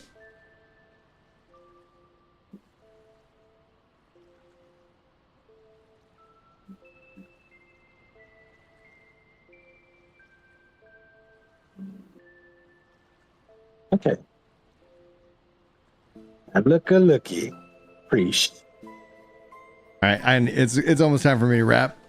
Let's finish this Oh, cutscene. gotcha, I'm sorry. gotcha. I'm so sorry. Yeah. What'd you catch? Okay. A Univol. Nice. And what? Now it's tamed. Good job. All right, we'll continue this next week. Yeah, definitely. I'm I'll, gonna see one day if I get a Saturday off and I Yeah. can really focus and helping you getting your gear or what to do. Just try to get a lot of unlocks going on you. Mm-hmm. Because once you start unlocking things, you're gonna start seeing the game change Oh yeah. right in front of your eyes. Oh yeah. Right now, you think, "Oh, this is fun," and once you start getting better gear, and you start seeing more improvements, and you're gonna be like, "Wow, this is different." Yeah, exactly. It starts changing in front of you. Yeah. Oh, dude, Yeah, I'm definitely. excited. Like it feels like I'm only just scratched the surface, and it's just like I'm already like, yeah. It honestly was like going in and checking out, the Oblivion remake, which they call a remaster, but it's like playing that. It's like you just it just feels like we've been in this era of like the quality has gone down in games of what's to expect of them in favor of all these other things. That hasn't worked out. And then going and playing the games that were like, yeah, this game's like 15 years old. It's remade, looks beautiful, plays great. And then you're like, wow, there's a lot to love. Like, that's why I loved it. That's why I've been feeling some of the new stuff just is not connecting. As it was before. Yeah. Yeah, and it's like they're missing a lot and of it's things. because about again, it. the cost has gone up dramatically, the risk. I mean, so it's like they have to make cuts. And I think that personally, I was like advocated that they've invested their limited resources and time into buckets that don't necessarily have that same kind of payoff, and so it appeals to, in a way like where they're questing for a wider audience. They've actually curated a much smaller one, and thus it isn't financially sustainable. So anyway, Brian, thanks for hanging out. Worldwide, thanks for hanging out with me, guys. I'm gonna wrap up for the day, so I'll talk to you guys later. And then guys, thank you so much for hanging out with me this morning. If you watch this as a VOD, thank you for that as well. Appreciate all the new follows and welcome in everybody. But hopefully you all have a great rest of your Saturday, and hopefully I'll see you next time. But until then.